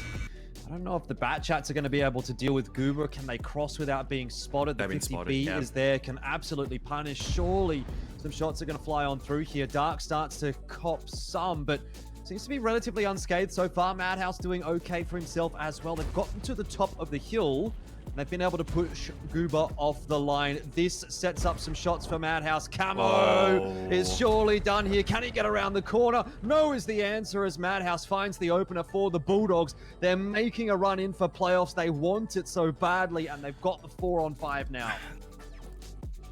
And that hasn't gone too well for Matildas. I feel like if you're going to push this, you really have to commit to it. Eugene does cop a shot through to the track, but Artie Noob is now able to side scrape and potentially deal with Eugene. I think he'll need some help though. Bales and Merry Turnip will start to push through to give him some assistance. That said, the bleed really is starting to become a little bit too much here for the Matildas. Bales sees the Super Conqueror firing, knows that he can sneak out another shot here as well, but so far it's not so good for the Matildas. 30 seconds, E100's leading the charge. Jordy trying to bait the shot out with the track. That is a disgusting low roll. I was going to say, I've never seen such a low roll from an E100, unless was it from the 277. I don't know. Either way, Eugene, he hasn't had a great time there. He's absolutely boomed. And that is the difference that a caller can make, I feel like, for the Matildas. That is a complete change up from the last round. It's exactly what was supposed to happen for the Matildas on the attack, and now they'll be able to continue this train rolling. Just look at all these tanks coming around the corner. Once again, Matilda's just 5-man grouping up, ready to take a fight, but it's a TVP who can unload on all of them. You want some good rolls if you speed. Yeah, you can definitely get rid of 1 or 2 of these tanks if things go right, but Merry Turnip leading the charge is going to make that job a little bit more difficult. 380 HP might be a bit too much for speed, and it turns out to be the case. Merry Turnip will continue to lead the push. It's not so much of a charge. Dongalord has a full clip loaded, but he doesn't really have enough damage to deal with what Matildas have to throw at him. Dongalord is going to be finished off by Merry Turnip, and Matildas will at least secure themselves a draw, and they will surely secure themselves an undefeated season at this point. CJ is dead. There is nothing that he can do to survive. And just look at that. He just gets obliterated. And you love to see it. Oh, this is bringing back so many memories. The nostalgia. It's beautiful. Kane's sliding off the cliff at the moment. Is he going to be stuck, or is he just he's trying to find the angle? They're trying to make this fight work out. Kane's sliding down, but he wants to be careful, son. You got to be careful. You don't want to be dropping to your death. Oh, no. Oh, no. Oh, do a barrel roll, son. You can still fight, but you're taking a lot of damage. Oh, no. This is why I'm like, every single time I see someone dismount off cliff, I'm like, please, no. And there's still the TVPs that come off cliff, and it's like, there's just the never-ending train of... You can see Iron Guard and Roendi, very important scenario right now. Celestia hasn't been spotted yet. Rainbow needs to just try to stay alive for now. Great focus fire coming out from the Sentinels onto the CS63, but the Bat Chat's going to be there, and they need to eliminate one of these targets. Yeah, Roendi pushing forward. Blaze trying to do the good job of covering things off. He's been able to quite reasonably. Iron Guard, the focus of fire for the Archers, will go down. 1-for-1 so far. Tracks out of the picture. The T100 LT, not a huge deal at this point, but losing a 277 is worse.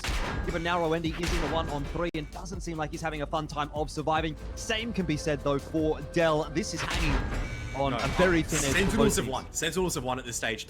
Cindy has to react. Cindy has to be the one to do something right now. He is in the Bat Chat, in the playmaking tank, and he's just sitting in that bowl, waiting for the perfect opportunity. And right now, I don't really feel like you're going to get that perfect opportunity. Inevitably, the Archers do push forward to get that reset. It leaves Rainbow out high and dry because the rest of his teammates are on the other side of the mid-ridge, and there is bugger all that they can do about that push. So, reset secured. He gets his fair share of damage out there, and we're happy with that trade so far. Celestia's going to try and push the issue, try and take down Rainbow while he's on the reload, but he might not even get there. Dead. He's been tracked. He's on 24 HP. Iron Guard gets the shot through, and well done from Sentinels. They cover off Rainbow. He was like a weak little lamb. He couldn't have done anything if Celestia would have gotten on top of him, but he's got his big friends behind him, and that works out perfectly for the Sentinels. What a setup. Let's go. Object 261, FE 405, Manticore, TVP, Kranwagen. You think this isn't going to work? Check again, Jordan. It's going to work. Well, we will see. It might actually work. If that 4005 can blow up Rainbow in one shot. Oh, there we go. It's happened. It's actually happened. Burst. He's dead. What do you say about that? I was saying it for the meme, Kev. What do you say about that? Intelligence goes no. Where is JT in the TVP? That's my question. Trying to focus down Lightning Man. Can't quite sneak that final shot through onto him. It'll be the job of Russian, but he decides to put the shot into a 113 instead. Knight, someone turn around, kill Lightning Man. They've got him finally. JT still on the reload. The tank's coming off the top of the hill. Skorpions, they may well actually lose this first round. It's a very tight thing at the moment. Aussie's still here, and this is the part where you just focus fire right now. JT is about to come off focus. Now you get rid of the STB1. You look at the tanks that are more dangerous. You go, okay, STB1's the target. You can see that's what they're clipping on, but you got to be hitting your shots at some of these members. JT, he knows what his role is at this point in time. Just set up Aussie as well as Russian for success. Doesn't matter if he goes down right now. As soon as he gets spotted, I reckon you just pre-fire this bush. Reset goes through. It was a tracking shot, though. It's enough time. It's enough time. Kill Russian. It's enough time. It's not enough time to cap. Not enough time to cap. You're going to have to go for this at the moment. Russian's going to be on the chase. A bit of game of cat and mouse at the moment. JS understands. It's going to have to make a bit of a move on. Aussie's going to try and play support. Oh, well, where do you go right now as JS? If he can dump off the cliff, he might just be able to play the vision game and hide away. Oh, Needs to be careful. Yeah, he's done it. Gets down okay.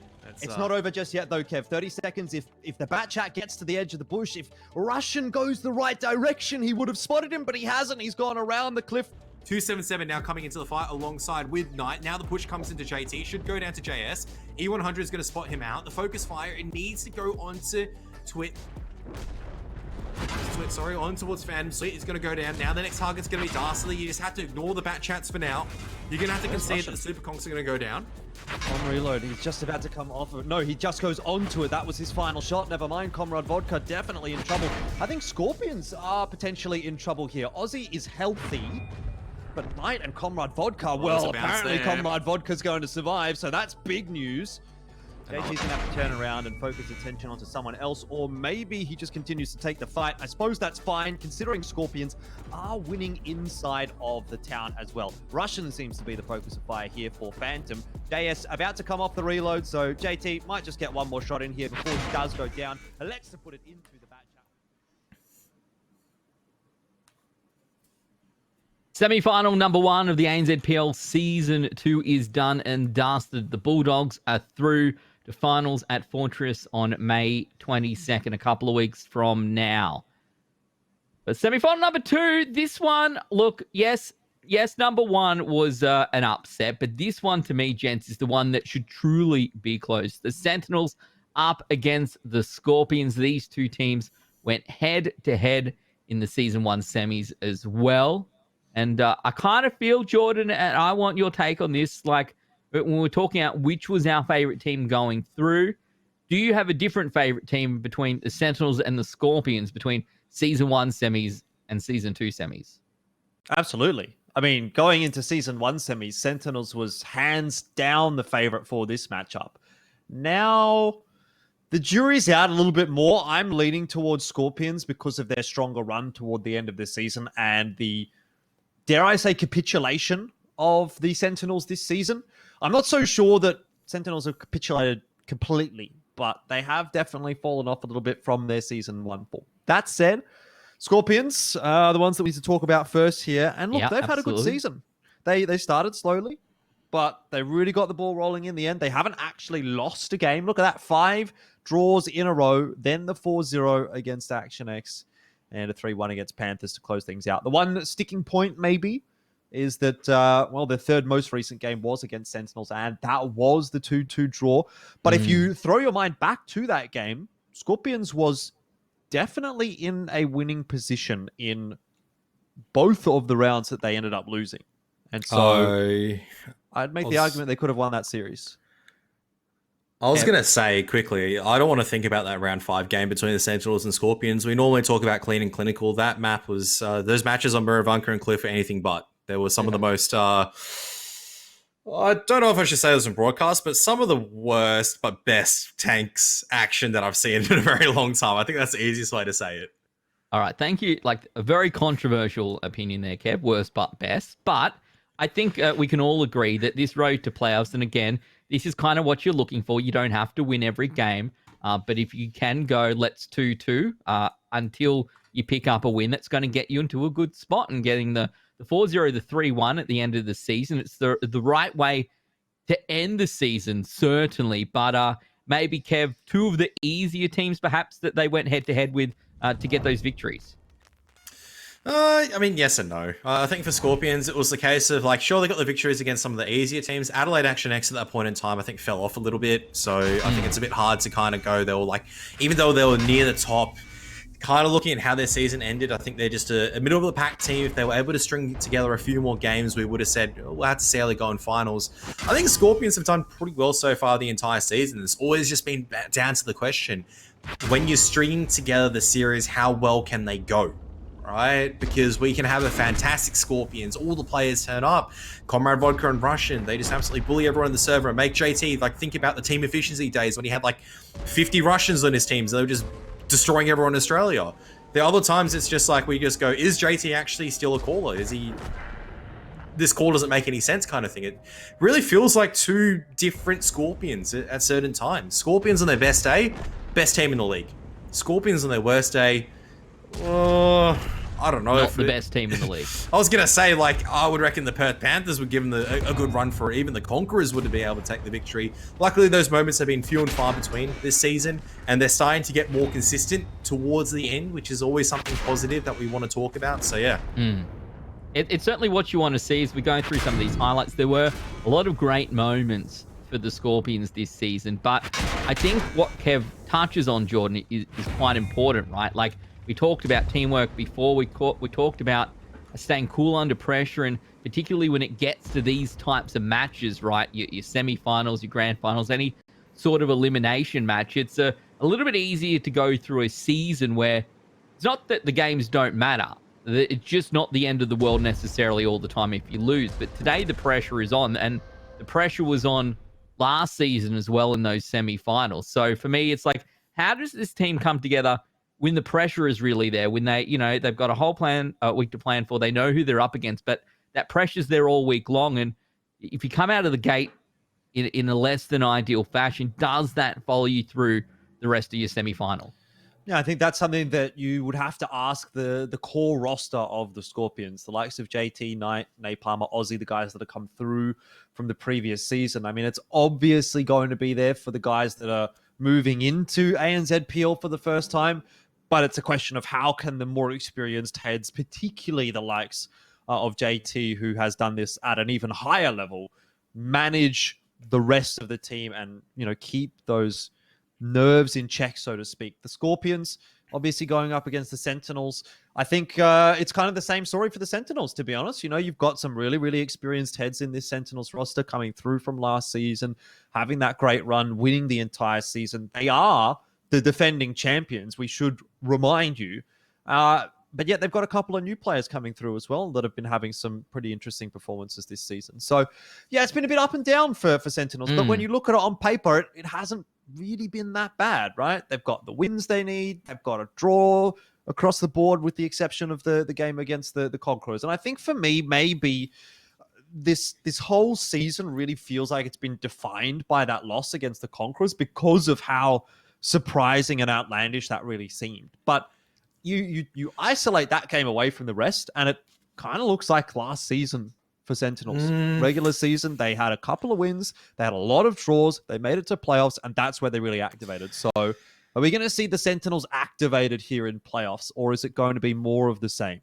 I think the problem, though, was like, you're looking at the Sentinels like last season to this season. Like last season, the way they achieved the draws was like, all right, like the enemy played really well, but Sentinels, it felt like they were always going to get the victory in the series. Maybe it was like one thing that didn't allow them to get the victory or something like that. This time around, though, it just feels like I'm looking at these 2-2s across the board. I'm looking at Matildas. That's like, okay, if it wasn't for Cliff then bailing themselves out of a 0-2 scenario, that would have been a defeat. Adelaide Action X, that was the beginning of the capitulation for Adelaide Action X. If it wasn't for some like over misplays from Adelaide Action X, that would have been another defeat. Then you look at the Skorpions, like I said, round 5, I'd like to forget that one. But reality is, that one was, once again, you favored the Scorpions taking that matchup. Even looking at the big matchup between JT and Rainbow, look at the difference in, like, you're starting to look at the stats there, you're going, something's not adding up there. Like, when did JT start playing tanks that do damage? When did JT start getting good scores and not just calling and playing the bad tank for everyone? It's not the case of, like... But here's the thing, it's like JT's still playing those tanks. It's not the case of JT's putting himself in the bat chat every single time. He's like, all right, I'm going to go like absolute like insane Hulk mode. He's doing better. Scorpions are doing better overall in all their individuals. And you look at the stat for Rainbow, it's like he's gone from one of the hottest prospects in week 1 or week 2, doing so much damage, to now going, well, you're doing worse damage than JT. That's not meant as an insult, but that's like a reflection of where this is kind of going for the Sentinels. It hasn't been too crash hot for them. I think it's important to sort of point out, like, JT's, in terms of average damage dealt this season, he's actually been pretty up there. Yes. So that is a factor. If I saw it, he's the 20th feels like a big damage factor, dealer right? this season. Because we often make excuses for the captains, for the callers, whatever, right? For their low damage, and rightfully so. But if they can do their job and turn up, when it comes to the scoreboard, I think that's such a massive plus. We'll quickly jump through those maps as well. It was Prokhorovka for the Sentinels, Himmelsdorf for the Scorpions, Cliff is the third map, and then Kev, Muravanka, our tiebreaker. That look, that's going to be a wild one if we get that far, and potentially this one can go the distance. It's Seed 2 up against Seed 3, the Scorpions v the Sentinels. A best-of-7 semi-final, looking for one more team to head to Fortress Melbourne on May 22 for our massive live, COVID pending, grand final. I feel like I have so much more to say about this matchup as well, but I think we have to let the game do the talking at this point, Kev. On to Prokhorovka already, and one question of mine already answered. It was, what was the Scorpions roster going to be this evening? You know, they've been sort of trialing around with different players here and there. We saw Comrade Vodka in a little bit, but it seems like Napalmer has come back for the Scorpions tonight. So this is what was their starting lineup for the majority of the season. And on the side of Sentinels, Doodle Tank is here. So that is not something we see every day, but seems to be getting his time in the sun. And we'll see what the Sentinels can do on the defense here with already early aggression from Scorpions down the 7 line. I just want to say I've got 4-1 Scorpions. Just putting that in now. Okay, bye. Okay. Bye. Thanks, Ben. I did actually post something, and I wanted to make the mention as we're waiting for the tanks to rotate right now, is, that's actually a good shot from JT, is if this match goes to 3-3, and it goes to the tiebreaker, then the attacking side of Muravanka wins, I will literally buy like a bottle of alcohol from Fortress, maybe about like $100 or so-ish, and that's going to be shared big spender alongside with some of the guys, because no way is that going to happen. Well, I hope we can all put our fingers together, you know, cross our fingers and toes and thumbs and knees and everything, so that Kev has to buy us all a drink at Fortress when we get there. Just take a bottle of Hibiki times 3. I said $100, Ben. My budget doesn't extend that far. Look, good bleed back into the game, though. Good bleed back coming out from the Super Conks. This is a great position that you really want to be as YMO at the moment, because you can reset the cap. You can get a couple of shots into the 277. JT as well is in a precarious scenario. Needs that assistance coming in from the Leopard one in Night. Well, the shots aren't necessarily coming through at the moment, but he hasn't bled too much HP away. Like, yes, there is a reasonable bleed back for the Sentinels, but Scorpions are still fairly healthy. They've got cap pressure on right now. Wymo looking for resets, won't get one. He does actually put that shot through to Aussie. I mean, so far so good for Sentinels. They're not really under too much cap pressure. It doesn't feel like there's that much agency here for the Scorpions, but JT, was it? No, that was Knight. I think that was Knight that snuck one through. Oh, not yeah, JT it was on reload. Yeah, I think it was Knight with that angle. Maybe the 277, but that's too low of a roll. I was going to say, there's the reset finally onto Russian, who was spotted out eventually. So cap pressure alleviated from Sentinels. They're doing a good job bleeding with the gun depression that they have on their side. Bad Chat still not even in the equation from Rainbow just yet. He's just waiting to strike. Leopard 1 might be coming into the fight pretty soon, seeing what they can do. Yeah, I feel like the Leopard 1 is the X factor right now for Scorpions that they're not really being able to utilize. They're not finding a way to get Knight in this game at the moment, and if you bring a Leopard 1, you kind of need to find a way to make it work. It's not one of those tanks that's going to get value regardless.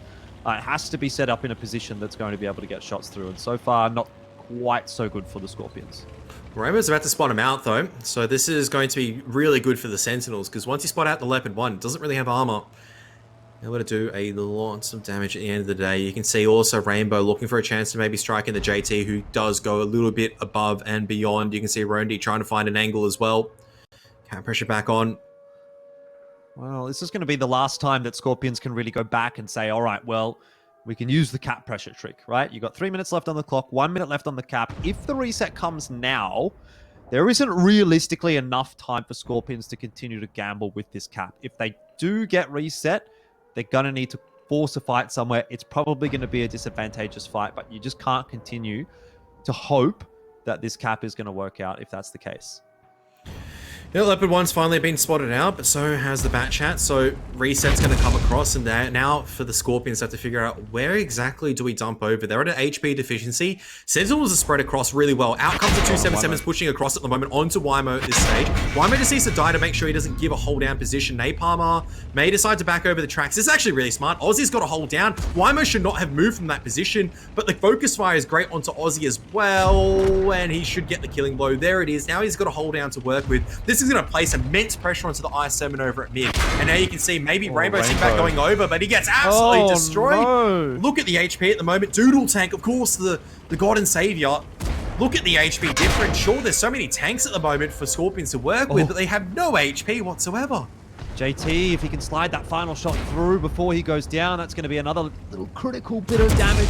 Doodle Tank doesn't quite manage to penetrate it either. He's done so, and it's all onto Cindy. And the Super Conqueror solo, surely not much of a chance for him. That said, 3 tanks on the side of Skorpions. Now maybe even 4 are a one-shot, but looks like Napalmer's going to be sending it at Cindy. I don't know if I want to be seeing Napalmer take this initial shot. I want to see him wait. I want to see someone else drive over first. In the end, it is going to be Aussie that will give up his life, but Russian will continue to try and put damage through. Oh man, it's close. It's close and scary, but I think they're going to make it happen. They've got it. Skorpions will just about find the victory. Look, unless if manages to bounce a shot here or something, that could be pretty awkward. No, but he does get it through. I gotta say, Kev, look, I'm with you. You know, it should never, ever, ever go the way of Sentinels. But hey, what have we watched this entire season? I would argue the opposite. I felt like Sentinels, even though they had the tanks disadvantage, it comes down to focus fire. I meant in the 1v4. At the end. I was ready for that, by the way. My body was ready. I was like, this is exactly how I expect the first match of our second semi-final to go. But some crazy results in there. You can see the Leopard won with like 3,300 damage, and JT as well doing a bit of work. A lot across the board there for the Skorpions. Is there a defining moment in that battle for you, Kev? Is it where the tanks split across the train tracks and managed to get a hold down position? What is your key point? Or do you think it's the entire thing? The defining moment is when the 277s dump over. That's the part where I'm going, okay, they've got an HP deficit right now. All you need to do as Sentinels is make sure that you get rid of the 277s, you focus fire, you keep the Bat Chat alive for the end game. But that's beautiful focus fire into Rainbow. I don't know where that damage is coming from, because obviously we're focusing so much on the other side of the fight, but it just felt like, all right, Rainbow's gone over the tracks and all of a sudden he's taken about 4 or 5 shots and he's dead. He's not even part of the equation anymore. Leopard 1 finally has done something. We always talk about Leopard 1 being a bit of an interesting pick. It needs to justify its use, and we finally see it here on Prokhorovka on the attack. That is so important to note. It's hard to win attack. And that is the first time that I feel like in a long time I've seen an attacking team win against a very strong defensive setup. Comes down to good focus fire, comes down to good initiative as well on some of these players on the side of the Skorpions, understanding who needs to juggle the hit points, who doesn't. And I have to say as well, it does also come down to the Sentinels maybe not getting the focus fire down. You see all these low HP tanks. Where is the call for the focus fire at the end of the day? Where is the part where someone goes, you need to ignore this target, you need to go after this one to make sure he's out of the fight? I feel like there's a point there where it's like 6,000 HP versus 2,000 HP or something. And it's incredible to see how they're able to whittle down that 6,000 HP, even though almost every tank on the battlefield is a one-shot there for the Skorpions. But for me, Jordan, and Kev makes a huge point, the fact that they come through and they pick up an attacking side win on a map that the Sentinels chose. A very real possibility going onto the defensive side of Prokhorovka for the Skorpions to be 2-0 up. And at that point, you literally just need to go 2-2 for the remaining two maps and you're through. Yeah, I mean, to your previous point, obviously it's about guns in the game, right? And that's what we always talk about, juggling the HP, and why it's so important to just keep that extra gun in the game, even if you are a stone's throw away from death. That can really, really make such a big difference. Regarding the defense versus offense side, I mean, Prokhorovka, it isn't as defensive sided as some of the other maps are, though. You know what I mean? So I don't think that you can really count Sentinels out of this one just yet. They definitely can come back and secure the 1-1. But what I enjoyed about watching this game from Skorpions was it wasn't like a lot of other Prokhorovka attacks that we've seen this season, where a team is going to gamble on that 2-flag, gamble on that 2-flag, gamble on that 2-flag, and they get reset. And then there's a minute on the clock, and they're going, "Oh, we've lost about half our HP. Yeah. We can't cap, and if we push, we're pretty dead." I think Skorpions found that right timing. You know, they gave it a crack a couple of times on the cap. But when they recognized that it wasn't going to work, it wasn't favoring them, they made a choice. They were decisive. Whether or not it was going to be a favorable decision kind of comes down to the execution. It's going to be tough, but at least you're giving yourself a chance. If they keep sitting on that flag, the resets keep coming through from Wymo, and Sentinels eventually bleed Skorpions so much that in the end they would win. But yes, Skorpions, the difference between them and one of the middle of the pack teams or a lower pack team this season in Season 2 is that they are a team that will make those hard decisions, and sometimes they get it wrong. But I kind of feel like try. It's almost taken us, by the way, 1.5 seasons to get to a point where this 5v5 7-minute format, teams are finally starting to understand the timings correctly. Yeah. And we are seeing these plays that we hope to see middle of Season 1, but we just hadn't played enough games yet for teams to truly understand the timings. And now, end of Season 2, we're here, Kev, and it is so much more fun to watch, to be perfectly honest. Yeah, I mean, it is much better to see a team that goes, all right, we're in a difficult position on the attack. We need to actually go make something happen. I much more prefer they actually charge in, they actually use numbers and make the percentage play rather than just sit there and you just go, maybe they won't peek over and reset us again for the third time. Maybe we can put cap pressure on and try to win the game from there. So, I agree with Jordan. Skorpions has always been that team, regardless of if it's, they could be down 5,000 HP. They'll still try to make the correct play and they'll still lose. And a lot of people will be like, oh, why are they sending it when they're 5,000 HP down? On the attacking side, you're going to have to do something to try to turn things around. That's what they did and worked perfectly. I have to say also as well, Doodle Tank, maybe not the answer, not the savior in that case. Apparently you bounced 2 shells off a Super Conk as an IS-7, which is, it sounds silly, but reality is when a Super Conk is hugging you like that, it's actually very difficult to pen a Super Conk. So that's why we tell people to not face hug a Super Conk if you're an IS-7.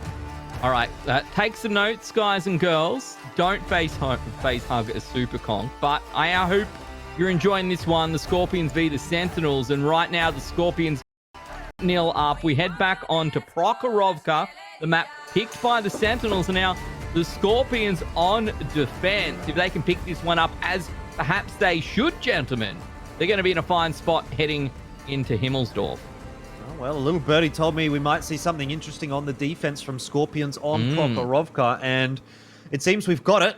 60 TP is one thing, STRV is another. Double IS-7, Superconk, Batchat, and Leopard 1 to start things off for the Sentinels. Napa hit that onto Cindy on the go. I don't even know what to make of that. I wish my Superconk could do that. Well, I mean, I guess you just need to play a bit better, Kev, and maybe it will.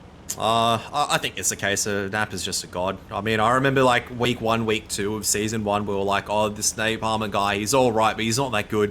And then he heard our words and he's like, all right, I'm going to bench press this Karath dude. And from that point onwards, he's just been insane. Like, he actually has been, if you look at the stats across both seasons, it's like one of the players that always back to do something and do it well, it's Napalmer. Like, he makes good decisions, hits the shots he needs to, always puts himself in the right position, plays for the team as well. It's like, what else do you want in a player?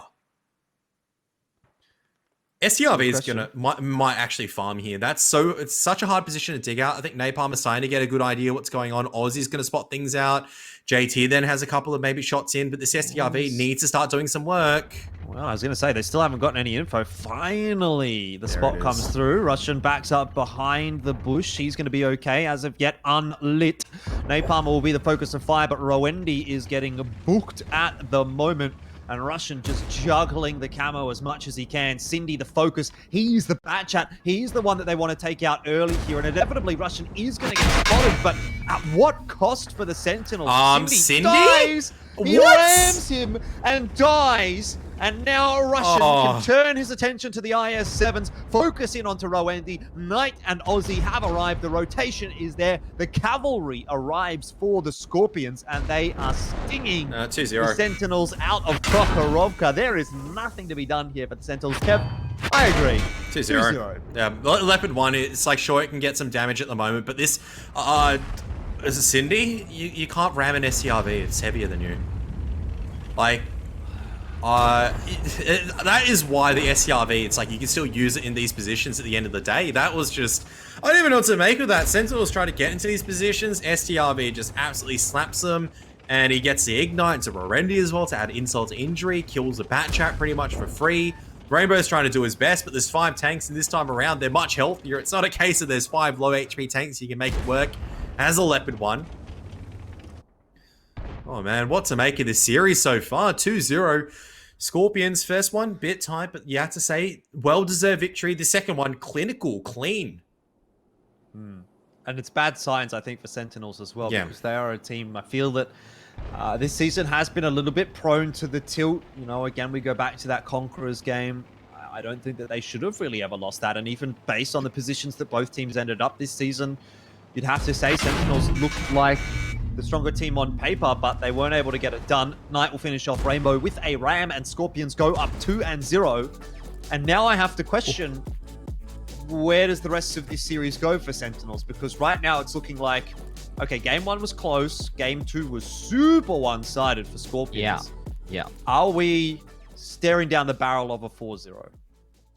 Look, it's potential. The only way to get to the end result of a 4-0 is at one point be at 2-0. And that's precisely where we are now for the Skorpions. Himmelsdorf, which is our next map, gives me hope, right? Gives me hope for a 1-1 going through. But we can touch on that one in a moment. Russian, look, Jordan, you talked about this and you said, look, there's a bit of a surprise coming out. Look at that. 4-2-20 the damage up there for Russian. That's a very telling story. Yeah, what I really enjoy about playoffs and finals is that I think all of the teams, or the majority of teams, come in with a sort of fresh idea of what they want to do. They spend a little bit more time looking for something new, trying to figure new things out. I mean, we saw the boost from Madhouse, for example. Apparently that was a bit spur of the moment. About an hour before they had their game, they were sort of running that in training rooms. But we've also got some more out there strategies. Again, I mean, I guess there was instances of that during regular season, the examples being like the Fosh Bees and that kind of thing from the Matildas. But yeah, I feel like there's just an extra layer of prestige maybe when it comes to playoffs. Well, there's certainly more reason to spend the time on it, right? There's no second chances here. It's like, well, if we lose this, then it's okay, because at least we'll still come top 4, etc. No, you're straight into that third place match. And if you go into Fortress, you're doing it on your own dime. So, Kev, that is not, look, I expected to see good results from the Skorpions. I did not expect to see the Sentinels struggle so hard, though, on that second battle. It's, I don't know, did they plan it poorly? Are they tilting already? Like, what are your thoughts based on what we've seen so far? That was just a hard counter. Like, that's just, on Prokhorovka, if you try to take that forest and you try to bank on the fact there's one tank at the back, you get your IS-7s in a position, your Batchat into a nice scenario where you can get a lot of shots, then you have the hold down positions. I don't feel like that was the case of the Sentinels playing poorly, but when you walk into an SDRV with 3 tanks and he just absolutely just slaps the living heck out of you, there is nothing you can do. And that's why the SDRV is oppressive, because it's like, even if you spot it out, the Leopard 1 can look at it and go, all right, what can I pen? Like a tiny cupola. You're not going to hit it at a distance of 400 meters. Like, it's hold down at that point in time. There's a bunch of bushes back over there that you knock down at the A1 position. It's oppressive because it's a setup that you use in advances and clan wars. So you set like 140s back there. It's a hold down position. And you can see Cindy. It's like, we're going like, Cindy, what are you doing, mate? Why are you driving in? The reality of the situation also is, it's like, what do you do as a back chat? You can't clip him out frontally. You have to get around him. And he just backs all the way to the red line and just goes, haha. You cannot flank me. I'll just shoot you once, you're dead. Pain Jordan, continues. We're in a bit of a weird spot here, right? Either this is going to be one of the greatest series in the history of ANZPL, or we're going to be done by 8:30 AEST. I'm not sure. I hope it's the former, but the signs haven't been good right now for the Sentinels. If last season's finals are anything to go by, I just remember playoffs and finals being pretty quick. I think I'm just going to leave it there. I feel like that's really the takeaway for me. Sentinels are going to have to do something pretty special to come back into this one, because, I mean, everything's working. Here's the moment, right? This is it. That sums up Prokhorovka for me, pretty much. I'm glad we've got a couple of angles. I don't know if maybe he didn't think he was that close, because he's driving through a bush, bit of obscure vision. You know, I want to give him the benefit of the doubt that he didn't want to go for the ramp, and he just didn't realize how close the STRV actually was. And I think it's dash cam footage. I think it was also like, because you're on the red line, it's like sometimes you don't realize where the red line is, and it's like you hit it and you're like, oh, I can't go any more to the left, and it's like, boom. Because you can see him, like, he's trying to deviate to the left. He's trying to go, like, I'm going to try and go around the SCRV. And I think he just doesn't realize I'm on the red line. Or, like, it's one of those subconscious moments where you don't... Like, how many times you drive and go, like, oh, this is where the red line is. I need to actively avoid it. Because none of us would ever dare near be caught near the red line. Right, guys? No, I'm almost always certainly in the middle and the first person to die in my team. So I'm not on the red line. That's not my problem, that's for sure. But... problems here for the Sentinels. 0-2 down the Skorpions. Now, we move on to their map choice of Himmelsdorf. And as I said before, gents, even a 1-1 here on Himmelsdorf puts us in a pretty good spot at 3-1, right? That's match point. You draw on your own map and you're at match point, and you've got another 3 to deal with. So from here on out, the Skorpions really kind of just need to play their typical fashion. The pressure is on the Sentinels to try and bring this back. And it sometimes worries me, Jordan, when teams find themselves in this situation where they have to... 1-1 is not enough every map until you get to the tiebreaker. At least if you're doing that, you know, well, at worst case, we come to the tiebreaker. We come to the tiebreaker. We can just deal with it then. At least it comes down maybe to that coin flip. The pressure is on. You have to do something different. You have to win battles that perhaps you weren't expecting to have to win when you came in to this 30 minutes ago. Yeah, definitely. It gets harder and harder for Sentinels, doesn't it? I mean, we spoke about them being perhaps a little bit of a momentum-based team in terms of if things go against them, they start to go against them a little bit harder. Yeah. But I think you can flip that on its head and talk about Skorpions. When things start to go well for Skorpions, people start to pull out these kinds of shots. You know, Kev even mentioned that one right at the start of Prokhorovka.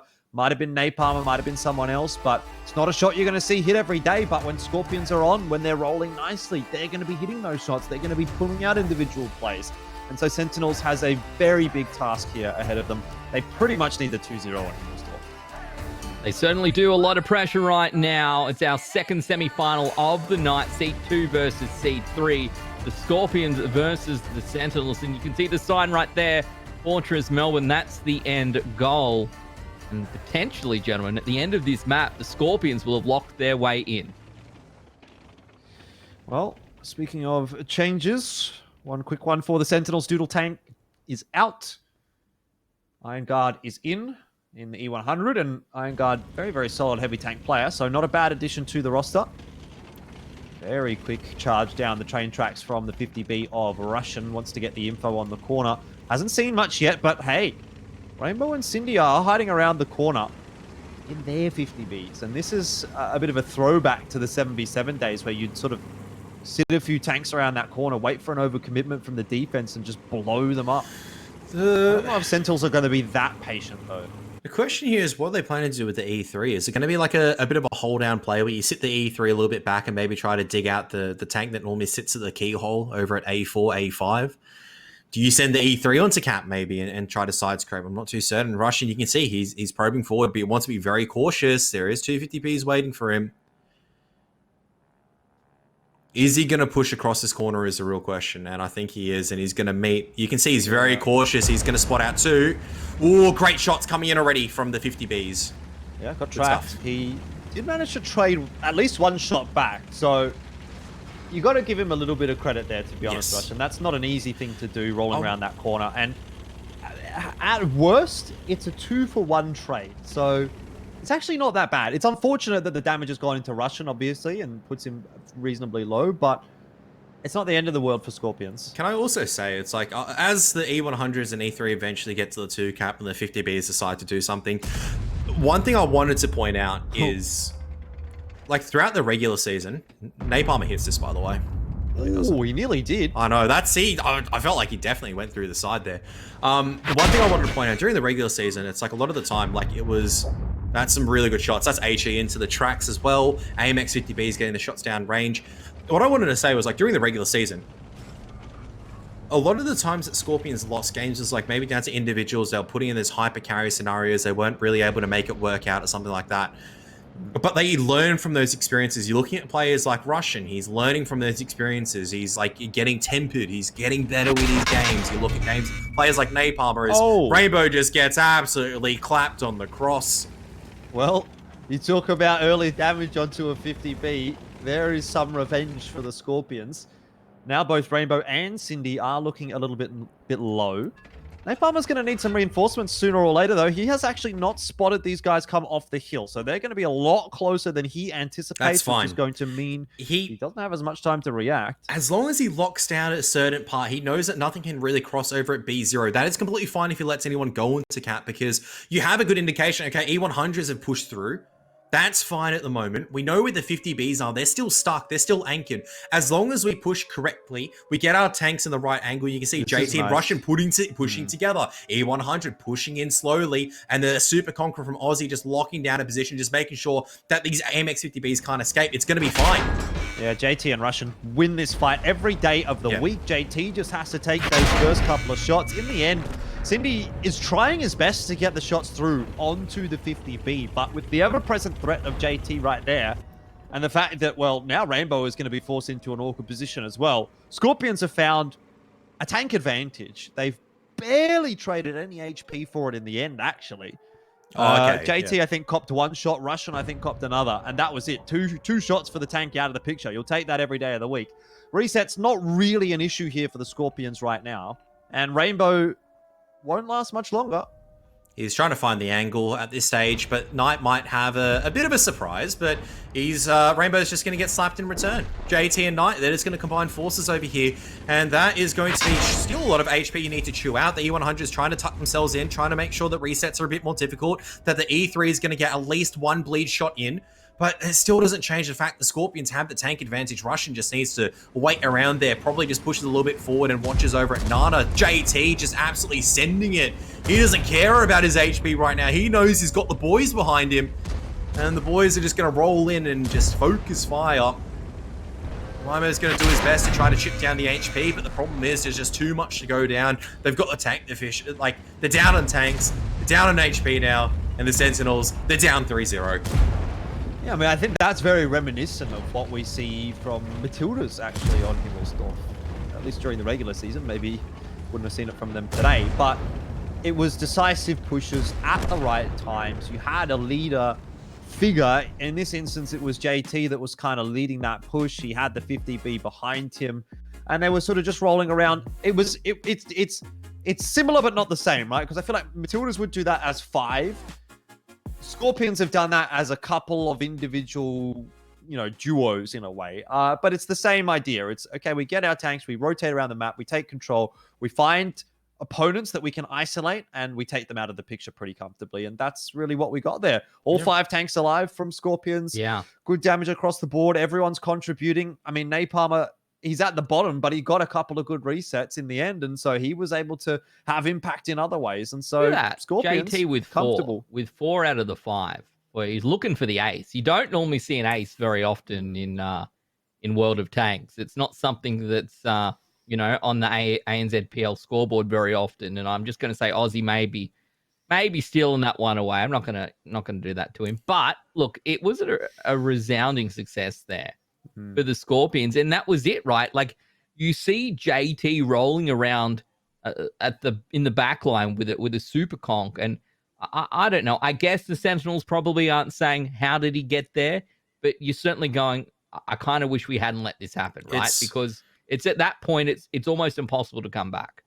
This game and this series is defined pretty much by the outcalls at the moment. Like, the fact that it's like Rainbow thinks the 50Bs are safe to cross in Nana, and the fact that he gets slapped and he goes, well, I can't really go anywhere at the moment. In my mind, that's like JT has read that passage of play so well. He's put 3 tanks in a position to punish the 50Bs, to lock down that angle. The 50Bs all of a sudden lose their ability to actually make any plays. They've lost not only all that HP, they're now stuck in a position where either, well, Cindy is trying to help Rainbow, but Cindy, probably the best decision there was that he had to run away.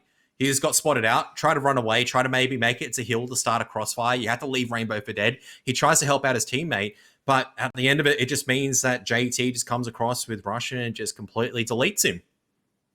It was an impressive effort, and for the Sentinels, like, look, there's a few parts to this for me, though, right? Like, I'm a big Himmelsdorf is 50-50 fan. And I know that you guys don't necessarily always believe that, but I'm kind of a fan of how that plays out. So, yes, Prokhorovka was bad, but Himmelsdorf attack can be rough.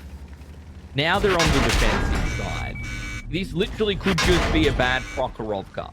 But look, I might be stretching things a little bit here, gents, because I want this to be close. But there's still opportunity here. The night's not over. And, you know, the defensive side of Himmelsdorf could be the way for them to start this back. But look at this. I love this bit from JT. He just drives on out in the super conk. To me, Kev, this kind of epitomizes this particular match, I would certainly say, here on Himmelsdorf. Yeah, I mean, it's just Skorpions win the early engagement, then the brawl happens, and then they just utilize their numbers to make sure they win it cleanly, even though there's a part where maybe the HP is a little bit more equal. So for me, it just comes down to, once again, decisive pushes coming out from both parties. It's from Skorpions in particular. Whereas for Sentinels, it definitely feels like they're trying to do the right things, but they're getting countered quite heavily. And the way that this is going at the moment, it's like you have to look at it this way. I'm not seeing any 2 red-hot players on the side of the Sentinels right now. No one's really like putting their hand up and going, I'm blocking tons of damage, I'm doing tons of damage, I'm making a play. It's very stock standard. It's very cookie cutter, as we call it. And on the side of the Sentinels, side of Skorpions, can't say the same. Russian's trying to make plays, but he's doing it cautiously. JT's making plays alongside the Russian. Then all of a sudden, you got these players who you can always trust to anchor down an angle. You know you can leave Napalmer there in a 60 TP by himself because it's the experience. It's the ability to play season after season, the 5-on-5 format.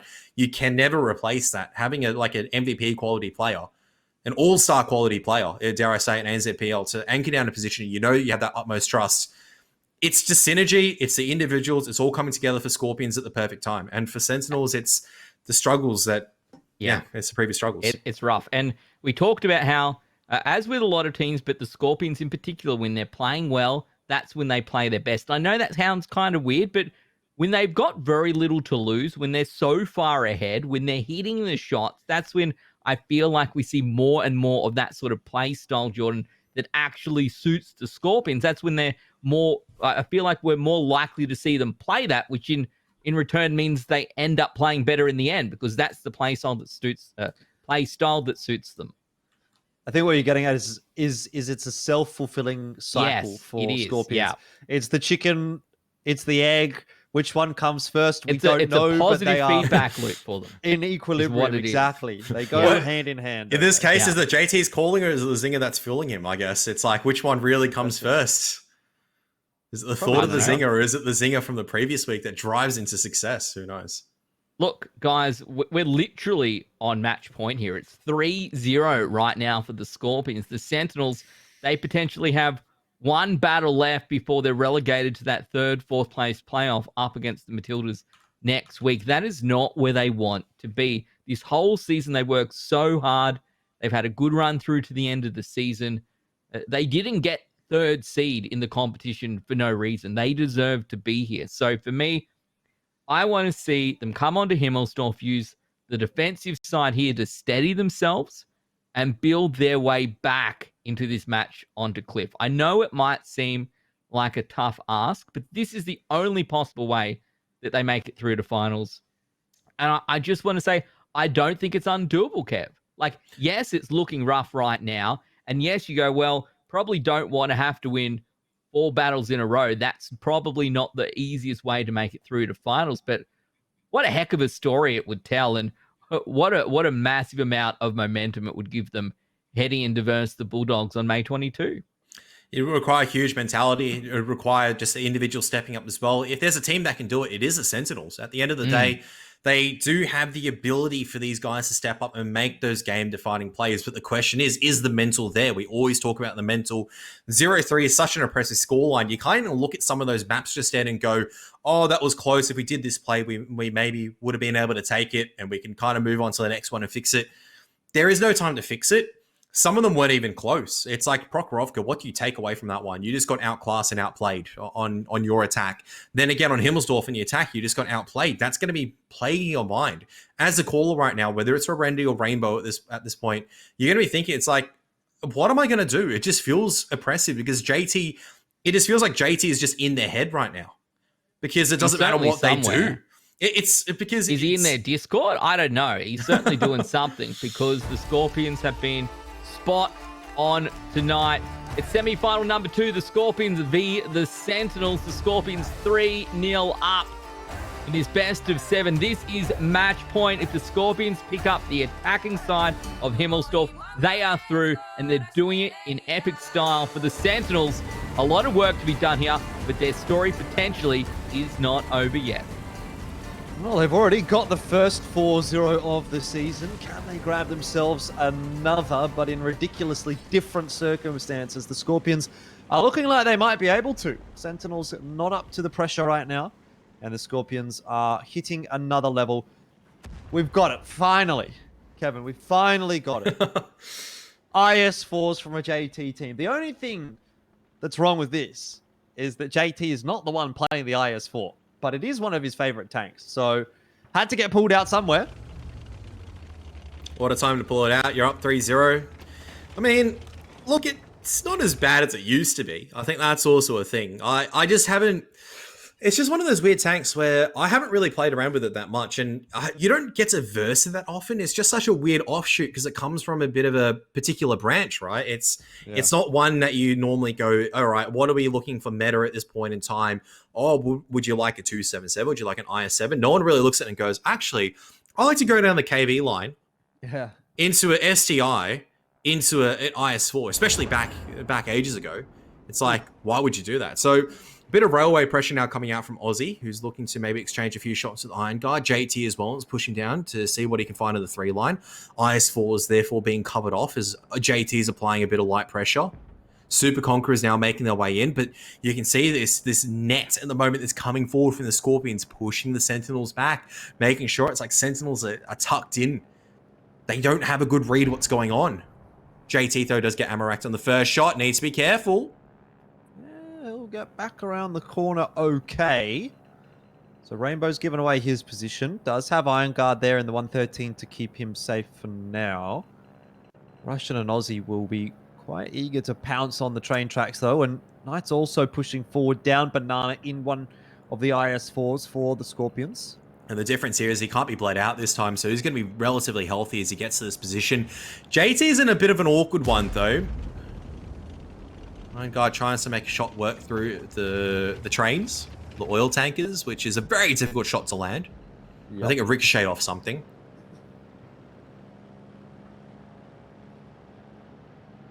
I'm waiting to see what the stroke of brilliance is with the IS4s. Why the IS4s? That's my question. As opposed to any other tank, why bring 2 IS4s? Decent speed, okay DPM these days after the rework. Good frontal armor as well. It's pretty tough to crack, especially in a hold down position now. It's not the case if you can press the 2 key and just go straight through and just go, oh, what a tank. But look at this map control. This is something that's phenomenal. It's actually coming out from the Skorpions. They barely bled out. They've pushed these tanks really far in where they've got a lot of control over the D line. Rainbow's taken a free shot. I shouldn't say a free shot, but it's a good shot coming out from the Skorpions. They're rotating their super conks back into position where they're threatening the 2 cap. And I mean, JT is now also making sure that if Cindy decides to cross over, maybe he's going to be spotted out. So Cindy, as well as Rorendi, maybe thinking about pushing forward a little bit further. I think he might have crossed just a little bit too early. In the end, Napalm is going to get the info. Look at this control they have. There's no such thing as a reset potential coming out from the D line. You're going to have to put yourself in a crossfire between a super conquerors. There is no such thing as like a 113 wrapping around as well, because like the positions that they have right now, IS4 side scraping, JT as well should be able to get into a hold down position. Ozzy is going to lock down the D line. Even maybe Napalmer as well can jump on the cap and put some more pressure into the eventual brawl. Sure, the super conk of Russian has taken something, but I mean, this is what the IS4s are for, Kevin. Side scraping. This is exactly what they're for. Yeah. So it all starts to come together. JT does cop a shot. It doesn't matter though, because JT's a bait, because they think JT is like, oh, all the pressure's on JT. But like, you have to make a move eventually. Ozzy's going to get a shot into Rainbow. So here it is. There's going to be the first shot. Misses. That's going to be a bit of a problem. So now the question is, as well. Okay, 10 seconds. Now it's out comes into the fight. Good focus fire, but Rainbow should be able to get this clip off regardless. JT will go down, but IS4s, it's really key how they're going to juggle the HP 113 as well. From Iron Guard are going to come into the fight. Sentinel is in a good position right now. Yeah, I think those first couple of shots from Russian and Aussie could make a big difference. The ones that they missed, if they did connect, Rainbow is dead at this point, not alive. How much of an impact will that end up making? Napalmer down to 1,000 HP. Knight definitely not being focused here. And so he'll be able to get a lot of legs through in this fight. Napalmer actually does manage to finish off Wymo. He's still alive as well, Kev. And actually, the fight starts to turn back on its head. The Super Conquerors have arrived. And think about the DPM that allows for the Skorpions. 50 Bs coming back off the reload, though, for Sentinels. Does start to swing it back in their direction. As you say, nice track. Rushing out in the open. Aussie can't do anything about that. And really, at this point, just has to try and trade as much damage into Sydney as possible. Iron Guard will get the kill onto the Super Conqueror. And now it's an IS4 and a Super Conk against 250 Bs. And a 113. End of the day, this one should be Sentinel's round. Given them, especially that they're on the defense, not the attack. Yeah, 1 minute left as well. The AMX 50B just needs to run. You can't even collapse onto the 113 as well. So good bleed coming out from Iron Guy, just playing that patiently, just making sure his shots count. And you can see it's like you have to try to make a play right now on the side of the Skorpions, try to dig this 113 out. But Cindy, all he needs to do, if he doesn't feel like backing up a teammate, the short percentage play is just to run to the opposite side of the map. Exactly what he's doing. That's perfect, what he needs to do. Well played from his Sentinels to make it at least one, to bring it back. They're not going to be clean swept for tonight. It's always a good thing. Yeah. I mean, again, I go back to those couple of shots. What if both of those shots would have connected? What if even only one of those shots would have connected? I don't know. Rainbow was at about 500 and something, 570. So I think it probably needed both of them to connect for Rainbow to actually die. Yes. Anyway, that's a discussion point that we probably would need to go back and look at the replays and sort of dissect things a little bit more. In the end, Sentinels have grabbed themselves around in 4 seconds' time. Knight and Iron Guard are having a wet noodle fight at this point. But eventually, the Sentinels do grab themselves the victory. So, as Kev said, it's not the clean sweep for the Skorpions tonight, but it doesn't make me feel too concerned. You know, sometimes a loss from the Skorpions, you go, ooh, that was a bit of a throw. That one, it didn't really feel like so much of a throw, to be honest. I felt like that was nice little rotation from the Sentinels. Good decision making from them. Yeah, maybe a couple of missed shots from Scorp. In that potential winning position, right? They put themselves in a winning position, but you're not guaranteed to win from there. They did the groundwork to get them where they needed to be. But sometimes, you know, you mentioned missed shots, and I guess we'll see how those play out in the replays and things like that. There was even a moment there, Jordan, where you're like, look, maybe actually the Skorpions have brought it back. But Kev, in the end, it was not to be. Were there Key moments for the Sentinels here. Is it Iron Guard sitting up there on like 3,500 points? Or what are we looking at? I think it actually does come down to those missed shots because I'm like calculating in my mind. The replays will, once again, I know we're hammering on the replays and everything, but I do feel like without Rainbow being alive in that 50B for so long, because even just one shot connecting, it means I think JT has a chance at least putting out a bit more damage. I don't know, I think JT goes down, but you spend less time getting rid of Rainbow. Rainbow has to play more cautiously. I still don't think actually it changes the outcome of the game. The 50Bs are just too good in this clipping potential of getting rid of tanks. Even though Sentinels were in a rough position, obviously HP-wise, they're able to just focus down the tank. Something finally goes in their way. They commit together en masse, and it works out much better this time around. Yeah, well, it was the right result, I suppose, for the Sentinels. And we said, hey, this is what you got to start somewhere, right? You have to stem the flow, I suppose. And that's what they've been able to do, Jordan. For me, though, it didn't really feel like, I'm sure there are moments there where the Skorpions will look back and go, well, if we'd done that one thing differently, or I wish I'd hit that shot, etc., etc. But it didn't really feel like they did all that much wrong, to be honest. No, not really. I think the decision-making was pretty good on both sides, on Skorpions and Sentinels. I liked the way that Skorpions sort of pressured the train tracks, took the map control that Kev spoke about, and then rotated their way over to the 2 flag. It sort of felt like a game of cat and mouse, and the Skorpions, I thought, had the upper hand in that, right? It was Sentinels that were having to react. It was Sentinels that were pushing onto the cap, having to get resets late. But they make it work. I'm looking back at the replay right now, and I'm pretty sure Rainbow got put to 570 HP or so by JT. If one more shot goes into him, does JT not kill him? I don't think so, no. Maybe no. not quite, yeah. But look, Superconk's not going to roll that high. Besides the point, you could have also made the argument that the Super Conquerors were maybe a little bit late on the rotation for Skorpions as well. The Russian was the one that was right down in the southern part of the map. He was in like G3, and I was just watching his position. Right? It felt like that's when it started to turn, but maybe just turned just that little bit too late. Yeah, I was watching his position when Skorpions were starting to put that cap pressure on. I was thinking, okay, one potential issue here is that Russian is isolated. If someone decides that they want to collapse on Russian, take him out of the fight, move maybe a 2v1, that's an option for Sentinels. But they also still need to find the reset. In the end, Sentinels obviously went for the full 5 push up to the cap to get the resets to force the brawl. But in that instance, like if Russian rotates 5 seconds earlier, maybe he's in a better position, A, for that initial cross shot, or more importantly, because we keep harping on about that and maybe it doesn't make that much of a difference anyway, he's in a better position to just get into the fight earlier and cause a bit of havoc. The counter argument there, though, is obviously he's trying to make sure the 113 doesn't rotate and flank around his team. So it does become, I think, an issue of timing between like 5 seconds. We talk about 5 or 10 seconds. But in my mind, it's like he's there in that position just to make sure the flank pressure isn't coming through. That's why he's eventually leaving, because he's like, all right, the flank has to come through surely by now. And here it is. We just missed it. But there was both EDBs are able to get across, relatively healthy. JT gets absolutely blown up. So at this point, Rainbow's on 576. Might have been a one shot, which is like, sure, if he peeks out here, he gets taken down. But I feel like there still would have been enough in the tank for the Sentinels to eventually take the rest of the map anyway. So, yeah.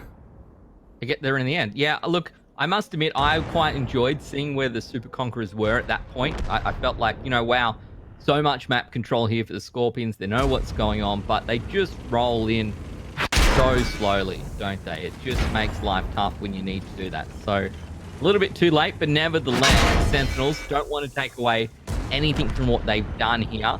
They played this out smartly, and I love to see that the 50B just rolls on out. Cindy's like, see you later. I'm having absolutely nothing more to do with this game. You don't have enough tanks to capture the point. I'm going home. We're going to keep this train going. And the train's going to head to Cliff now, gents, and that's where we're going. That's where, funnily enough, our last semi-final ended, and we now have the potential, the exact same thing to happen here.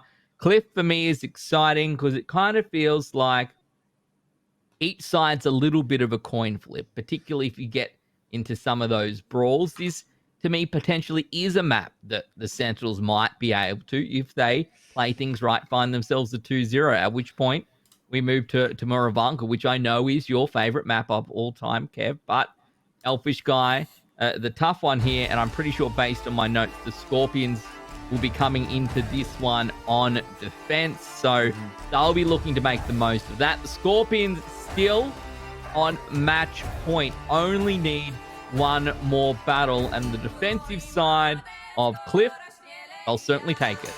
Yeah, I mean, it's not even just the fact that they're starting on the defensive side here either. It's just the fact that Skorpions have been choosing Cliff this entire season. This is home territory for them. And I think I even said at the end of the final week of the season that I thought Skorpions was the best looking team on this map. I think they always seem to have a little something in the back pocket, a little bit of a magic trick to pull out.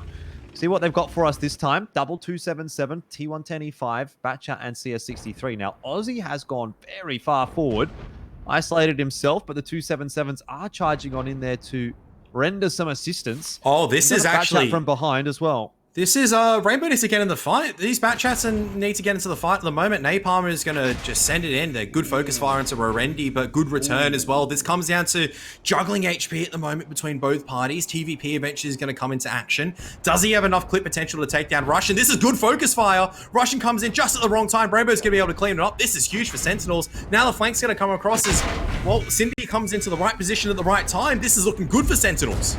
Yeah, I think this is a really big miscommunication from the Skorpions. They sort of half wanted to go. Some of them wanted to, some of them didn't, and it all ended up with an absolute mess. What an overcommitment from Napalm. In the end, gives up so much of his HP, and then you force that Batchat forward as well. Russian, I'm not sure. Did he not know that Rainbow was there in the TVP? He didn't. He mustn't have.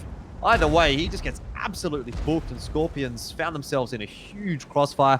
JT was on the other side of the map while all of that was going down. As you can see, he's dead and buried at this point. He is a corpse. There's really not going to be a whole lot to talk about, actually, out of this game. Everyone's on the reload, waiting to get rid of JT, but man, that was okay. Awful, really. Oh, I wouldn't say it was like awful. I felt like that was just much better from the Sentinels. The TVP just counterplays that. Like, you always anchor that TVP. Batchat comes in at the right time. E5's a little bit too slow. You had to take that fight before. It's like you had to take that fight cleanly, the 3-on-3. Maybe have the Batchat just sit around to see exactly if you could pick off any tank that was rotating through. But Russian, like I said, you had to give kudos to Sentinels counterplaying that, right? And that's what we're talking about, the mental game. They're starting to step up a little bit. That was on their attack as well. This is huge now because we're going 2-3. Yeah, and this is massive because they did that. They won their attacking side in like 2 minutes and 3 seconds or something. True. And we know that for the tiebreaker, the side goes firstly to the team with the fastest attacking side win. So I don't remember what the Prokhorovka attacking side win was. Wasn't that quick. But I don't think it was that quick, no. So honestly, if the Sentinels can pick up one more battle here, they should get to pick the side for Moravanka, and we know how that game normally plays out. So this is a massive, I'm not going to say it's a stick in your own wheels on the bike, but this is not what the Skorpions wanted to see, Jordan. Not at all. No, definitely not. It felt like they had a good opportunity to get that one over the line on Himmelsdorf, make it a 4-0. It was close, but now, even though they have the lead, the momentum has shifted a little bit. 2 wins in a row for the Sentinels, a very clean one here as well. And I have to say, yes, you can say Sentinels stepped up a little bit here, but I didn't really like what I saw from the Skorpions there. I didn't like the fact that Napalm commits and the other two don't. Either he doesn't commit or they all commit.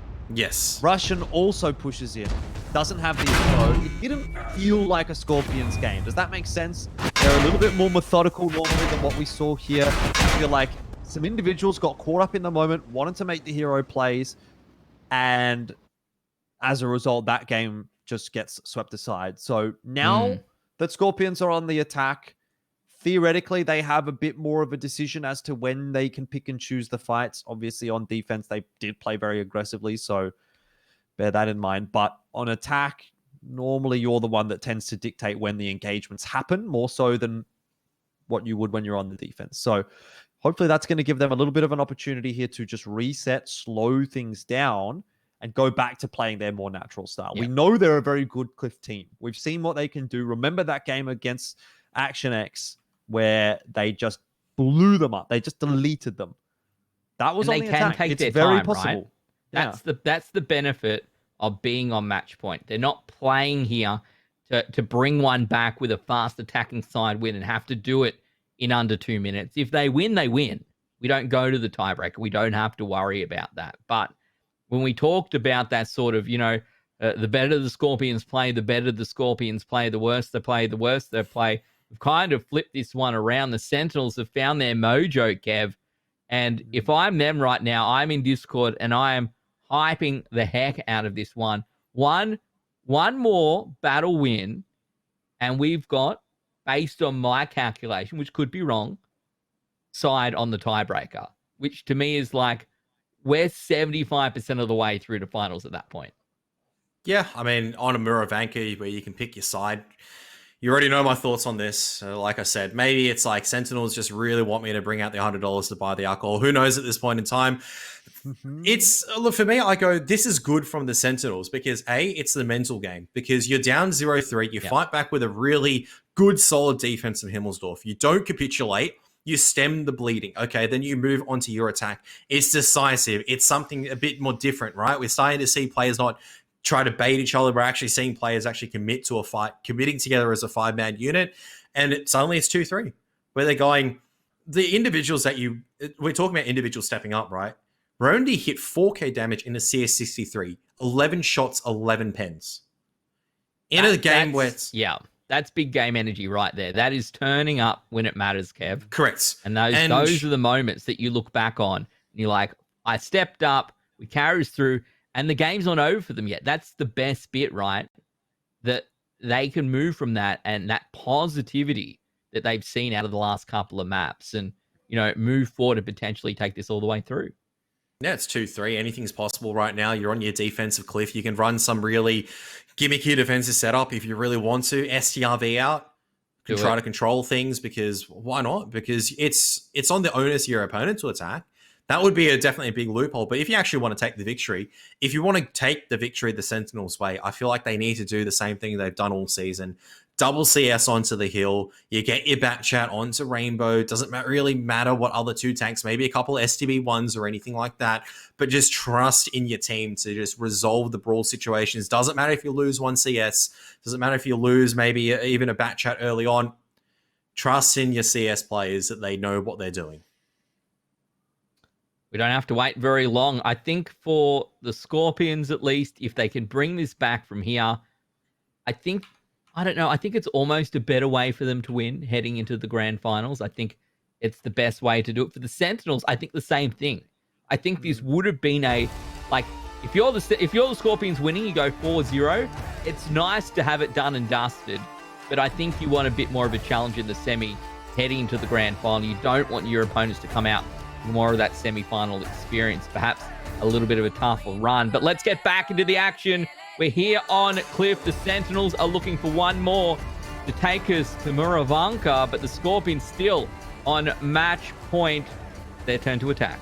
Double TVP. This is where the mental fortitude has to kick in for the Skorpions, whether it's now or whether it's if/when we do get to Muravanka. And Kev, I've noticed the exact same thing you have. Double TVP on the side of Skorpions. There is one for Sentinels.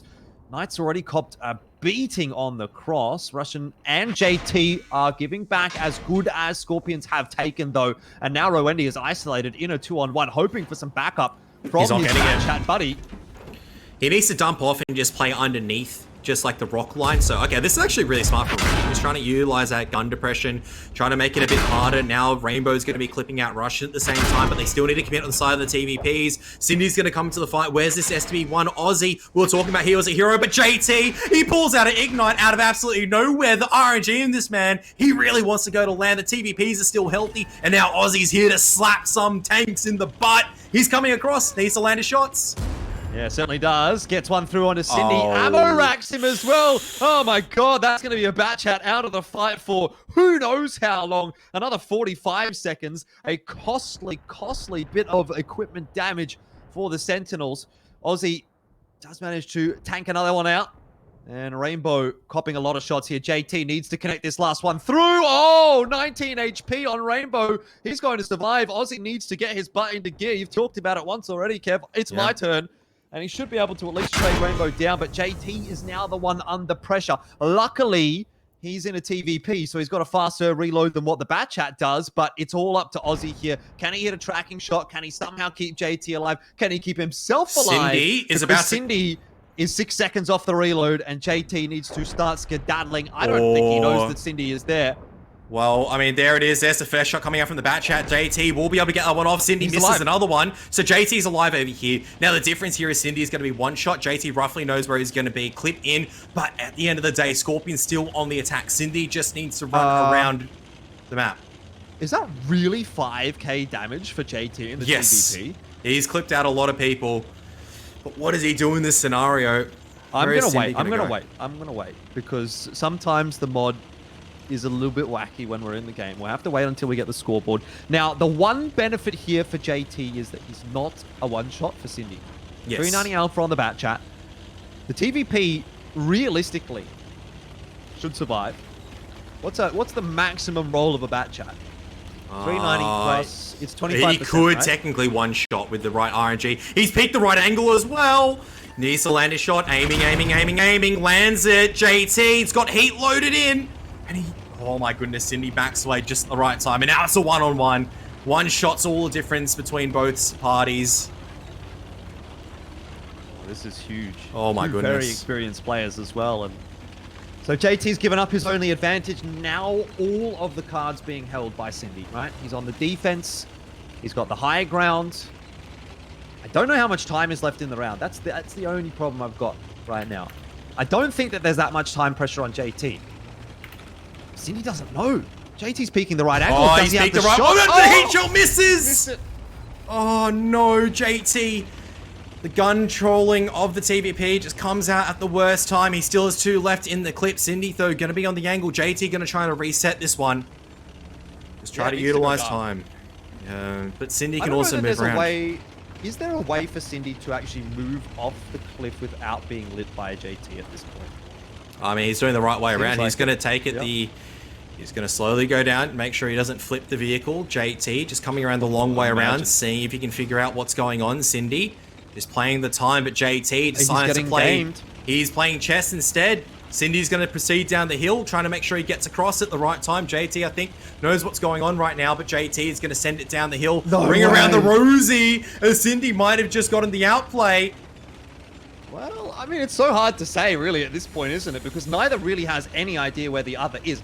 I feel like JT has a better understanding of where Cindy is. Just based on the way that Cindy is looking with his turret right now, I think JT knows better.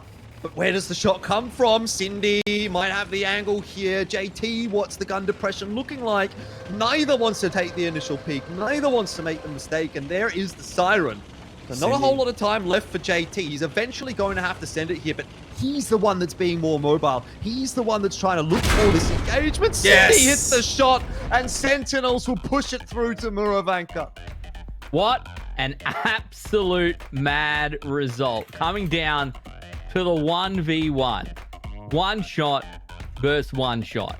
And it takes us all the way through to the tiebreaker. If this is about momentum for the Sentinels, they have oodles of it right now. And I suspect they're probably going to get their pick of side as well, gents. That round, look, JT almost clutched victory there. What a crazy result. We will be able to have a look. 5k damage for JT. Look, he may not get the win in the end, but what more can you ask of him? Like, really, in this scenario, you cannot ask anything more from JT in this map. That was absolutely insane. Yeah, he put the carry pants on, and unfortunately, the lads didn't all fit into the backpack there.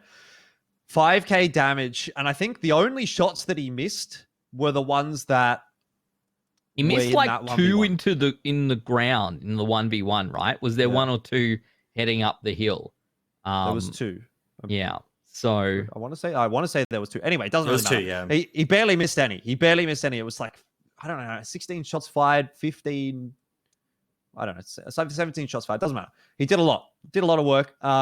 You just think about that in the context of if one player puts in one more shot on either side. If JT cops one more shot, if Cindy cops one more shot in that entire brawl, that whole 1v1 doesn't even happen. And it looks like a much cleaner victory for one side or the other. In the end, I can only imagine what it's like to play that out. You know, you're probably sitting there in complete silence. Hopefully you're sitting there in complete silence. Otherwise, if you're not, your team's probably, you know, throwing call outs here and there when by rights they really shouldn't be in a clutch like that, unless they have some critical information. But you're probably sitting there in complete silence, like mind gaming yourself and then second guessing yourself again and saying, okay, well, if I do this and he thinks that I'm going to do this, should I then do this or that or that? Or where do I go? Which way do I angle my turret? I got to say, I kind of felt like JT had a bit of a better read on how that 1v1 was playing out. Again, I go back to the way that Cindy was looking. Like his turret was facing in the quote-unquote wrong direction a couple of times, but JT wasn't actually able to take advantage of that, despite the fact that he did get that initial peak, the shot misses, and eventually Cindy holds his nerve long enough that he's able to just sneak one through. And man, imagine the pressure on both of those guys at that point in time. This is for a spot at finals.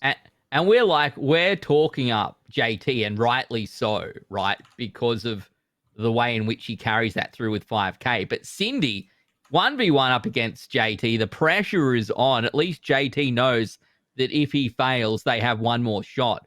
Cindy has his entire team to carry, and he does so and carries them through to what is Kev's favorite map, Moravanka. And just confirming, Sentinels do have the advantage based on that fastest win we saw on Cliff. It was like 2 minutes and 3 seconds was the end result there. And oh, look, I don't want to go back and say maybe they should have played for a slower loss. I know that sounds insane, but it's a real tight spot right now for the Skorpions to be in, having to, I assume, attack on Moravanka.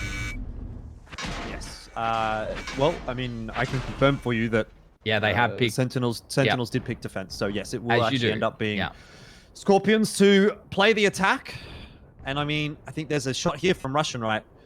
You know, we might not see it on the replay, but there was a shot just here from Russian that missed. You know, you look at that one and go, I think, again, I don't want to call out like Russian or any of the individuals. There was shots missed all over the place from both sides, but you're going to internalize that. For whichever team ends up losing this series, you're going to internalize that shot. You're going to be thinking about that all night tonight as you're going to sleep. JT, I'm surprised that Cindy wasn't actually able to get him here. I mean, JT just found an angle where he was safe. You see, there's one shot from Cindy that missed. I think it went into the rock just as he rounds the corner here. So that could have been over pretty much from this shot right here. Cindy did really well to get into a position to play that one out. But this is kind of what I'm talking about, where JT has the positioning, 2 shots going to the ground. I think the second one was a little bit of a kind of a Hail Mary, really. And he didn't really have much of an opportunity with that second. But the first, you definitely would have thought could have gone through. It's hard to say, though, without like seeing the exact POV, because you don't know. Like from up in the air, you look like you say, oh, well, he could probably hit that shot. But if you're in his position, you're looking at his POV. Sometimes, you know, you see the tiniest sliver of a tank or barely anything really, and you have to fire that shot in the 1v1 because you're not going to get a better option than that. But the chances of hitting it are so damn minuscule that so many big plays there, though, I think, from Cindy in the end, right? The fact that he manages to get that first shot off, right, which brings him back to a one shot, brings JT. That plays out entirely differently. That's almost JT just driving in if he's got an extra shot to play with. So plays out very, very differently. Cindy, absolutely mad lad coming through with the goods, even more of a mad lad than Madhouse, I expect. And I don't know, gents. Look, yes, at the start, I said very quickly, whilst the game was on, that I thought this was going to be a 4-1 for the Skorpions. There was a moment there where I was like, you know what? This could be the comeback train. They just need to pick up the defensive side of Himmelsdorf, and then everything starts to fall in their favor. What I could not have predicted, though, was that the attacking side victory that the Sentinels were going to get was going to be one that was so much faster. Like, I honestly thought the attacking side win on Prokhorovka, probably not going to get one faster than that. But here we are. What a crazy world. And now we have one battle left. One battle left. Moravanka, Kev's favorite map in the entire map pool, that's for sure. And one that I don't, like, have we seen an attacking side victory on Murrow this season? Once. One. Just once, I think. Which is why it's like it's so oppressive to win at the moment. Which is why that win condition was there. It's like why am I buying the alcohol again? It's like, well, we've reached already the 3-3. Mm-hmm. All Skorpions need to do, and I'm not saying it's like this is incentive for Skorpions to win, but if Skorpions win an attack, $100 right onto the tab, right there, straight from Kraft. All right, get your glasses out. Right, get your glasses out if you come into Fortress because Kev is ready. Because look, right now, I don't want to say the Sentinels have their glasses out ready to cheers this victory because that would be preemptive. But we have certainly set us up an absolutely epic semi-final. There are two outcomes right now. One is that the Sentinels reverse sweep after being 3-0 down and looking, to be honest, they were looking pretty darn awful about 40 minutes ago. They were. The alternative is that the Skorpions almost throw this away, yet somehow drag out a victory on the attacking side of Muravanka. I totally am willing to buy either of those storylines. And if we could have signed off on one at the start of this evening, gents, I would have taken either. But here we go. One last battle. The Skorpions v. the Sentinels. It is match point 3 and 3. The Skorpions need an attacking side win on Muravanka, which is, let's be real, very difficult. But if there was a time to do it, the time is now. Straight to the one cap. Is now, indeed. And you're right, Kev. They're going to charge their way onto the one cap. Rainbow has a couple of times been picked in a position like this. Looks like he wants to put some more damage through. Did he not get spotted? No, He he must not have hasn't. gotten spotted. I am surprised by that. Tree knocked down, surely should give it away that there's a tank over there. Should be the bat chat. That's the only thing got speed that can make its way over there. JT as well on a bit of a journey. Rush in, trying to sneak his way onto the edge of the cap. Now Rainbow's going to be spotted out. Has the crossfire potential on to at least some of these tanks, but Russian is going to be the sneaky one, placing that third cap pressure with that bush. Definitely something set up. How is he not lit right there in that bush? That's the T100 LT magic. JT and Napalmer are going to spot a bother, though. Resets are coming through on both of those. The Batchat so far away from the fight. Look at the bleed on the Skorpions at the moment. Those two heavy tanks sitting on cap are getting absolutely decimated. And this whole game depends on what Russian can do from that bush. I don't think he's going to stay unlit for too much longer. He is sitting right there, has to start to fire now, has to get in the game, because if he doesn't, it is over. It's 1 for 2 trades so far, favoring the Sentinels. You've got a T100 LT that's going to try and dig you out of this fight. The Super Conqueror is fighting solo. Aussie is on the reload. And Kev, I think Sentinels have pulled off the impossible comeback. No, I wouldn't say it's impossible. The reverse sweep, though, definitely possible. They managed to do it, though. And that's testimony just once again to the mental strength, to the individuals as well, stepping up when they need to. Down 3-0. What a way to book your way into the finals. And heartbreaking for the Skorpions. I think Aussie knows it as well. He doesn't really want to play around. Just goes in. He realizes there's 4 tanks over there. It was going to be almost impossible on Muravanka, but there you have it. Sentinels will hold firm on the defense at the end. They will take the reverse sweep 4-3. They will make their way to the finals once again to try to defend their trophy up against the Brisbane Bulldogs. Yeah, what an absolutely incredible result. And to be honest, a fantastic effort from the Sentinels to be so far down and to work their way back, earn themselves the spot, the choice of sides of Muravanka. And at that point, they've almost sealed the deal. We thought surely they're not going to get a chance to defend the title at Fortress, but they are. They're back. They're heading up against the Brisbane Bulldogs in 2 weeks from now. And Elfish Guy, they truly did do it in style. Yeah, I mean, it's good in a way that we do get to see the champions defending their title. I mean, it looked like at one point Sentinels might not even make it into the playoff. As is ever the case, the playoffs buff for the Sentinels has gotten them through to the final. And this might be the final that we were expecting in Season 1. We got Bulldogs, we got Sentinels. That's what we wanted, or that's what we thought we wanted in the season finals of Season 1. But Bulldogs didn't uphold their end of the bargain. Now, in Season 2, It's the unthinkable in both semifinals. Somehow Bulldogs get the better of Matildas. And now from a 3-0 lead, somehow Skorpions are not able to get that one over the line against the Sentinels. Great comeback from Sentinels. And I think that's the beauty of it as well. You go down 0-3. At that point, you've got nothing to lose. Absolutely nothing. Yeah. You win that first round, it's like, okay, well, whatever. I mean, we at least salvage some pride. You win that second round really, really quickly, and you start to think, hang on, maybe we can start to push this through. And by the time you get that third win on the board for Sentinels, Skorpions, especially after the way that they lost on Himmelsdorf and on Cliff, are in the deepest, darkest hole they could ever be. And then they're playing the attacking side of Muravanka. Everything lined up for the Sentinels. Yeah, it can't go much more not in your favor. However, literally all of this was in their own control, right? It's not like someone rolled the dice and things didn't work out for them. They were 3-0 up. They just needed to win one battle out of 3. And unfortunately for the Skorpions, they weren't able to do it. If I'm the Sentinels, look, I'm saying, hey, as we said before, I'm looking for that one on Himmelsdorf. You win your one on Himmelsdorf on defense, and at that point, you probably don't truly believe, right, that you're still going to be able to bring this back. But it truly is that 2-minute, 3-second win on the attacking side of Cliff where they go, hang on, this is potentially within our grasp. And I don't know, Kev, talk us through what you see here. It kind of didn't feel to me like there was a point here where the Skorpions were going to be in control. It's a classic case of trying to force your opponent into a mistake around that one flag. And we've seen it so many times in Muravanka. That's why it's so oppressive. It's like the defense side, Muravanka comes in to strike once again.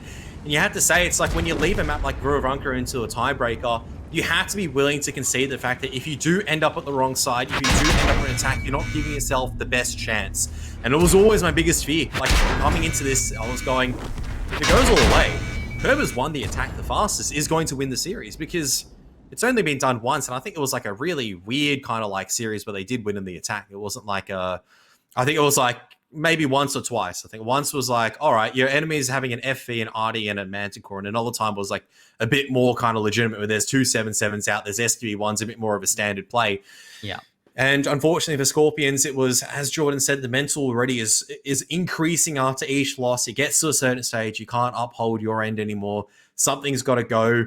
And there it is. It's a defeat at the end of the day for them, a heartbreaking defeat, because you saw victory 3-0, but you had to give it once again to the Sentinels. It was there. Yeah. They just had to stand up and take it once. But unfortunately for the Skorpions, I don't want to take anything away from the season that the South Sydney Skorpions have had in Season 2 of ANZPL. But tonight, the Sentinels, they truly ran the gauntlet and they reverse swept. And look, you can't take away what is a fantastic victory for the Sentinels either. And they definitely deserve to be in the finals. And it's going to be an epic grand final. The two teams that we kind of thought were the underdogs coming through, the Bulldogs, the North Sydney Sentinels. Jordan, as you said, that means kind of it was that Season 1 grand final we expected to get, but then did not get for obvious reasons.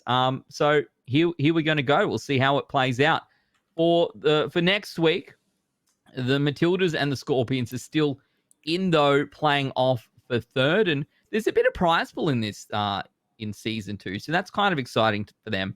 So a lot still to play for. And to be honest, that should be an awesome game. Both of these teams, even though they did not make it into the grand final, have had a fantastic season. Very much deserve to be in the top 4. And I kind of, sometimes the battle for third ends up being better than the grand final. We won't have to wait long to see. So that's going to be next week, the 14th of May on the Friday. I think we've got a Ouija's versus CC's match then as well, Elfish Guy, I believe, for next week. So that should be exciting. We didn't get a chance to see that, I think, broadcast in Season 1. So I want to see how that plays out. And then, of course, the week after, not the Friday, but the Saturday, the 22nd of May, that's where, all COVID pending, we will be at Fortress in Melbourne for the live finals, !finals in chat to find out the details, how to grab your free tickets through to that one if you're heading down to Melbourne. I certainly hope it ends up being that live land final because, look, I remember the old days of competitive tanks, gents, and it was a bit of a fun time. And to see these two teams in the finals in 2 weeks from now, I can't think of anything better. Definitely going to be a good time. I know I've got a lot of catching up to do. There's a few people that I haven't seen in a while that I'm looking forward to, saying hi to. And, I'm sure it's the same for you, Kev. I don't know how many times you've met a lot of the World of Tanks players, but I suppose you'll be quite eager to catch up with a few of the clan buddies. I was going to say, I'll definitely bring down the shirt. I don't know if we can replicate the famous photo, but I'll bring down the shirt. I'm about the same size again. So, you know what? Let's bring it on. I can't wait for LAN finals. Obviously, 3rd and 4th place is going to be good, but LAN finals is always going to be where the action is going to be at. And yeah, hopefully, all things considered, we can be there and saying hi, and I can sign your mouse pad. So I have faith, and if you don't want Kev to sign your mouse pad, you can sign Kev instead. Nevertheless, what an epic way to end our semi-finals. 2 awesome matches, and in both cases, it looks like the underdog coming through. Just to reiterate, next Friday is the 3rd place match, NLWGs versus CCs, and then 2 weeks from now on the 22nd, that's our grand final in Melbourne. So I hope you've all enjoyed yourselves tonight. HyperX in chat, Republic of Gamers in chat, of course, to enter the competitions. !ROG. I'm going to send that one out one more time because it's an absolutely epic monitor that you can win. So you want to get in on that one. ANZPL Season 2 has only been getting bigger and better. We will see you next week for our 3rd, 4th place match, and in 2 weeks' time for our grand finals. I can't wait. We'll see you then.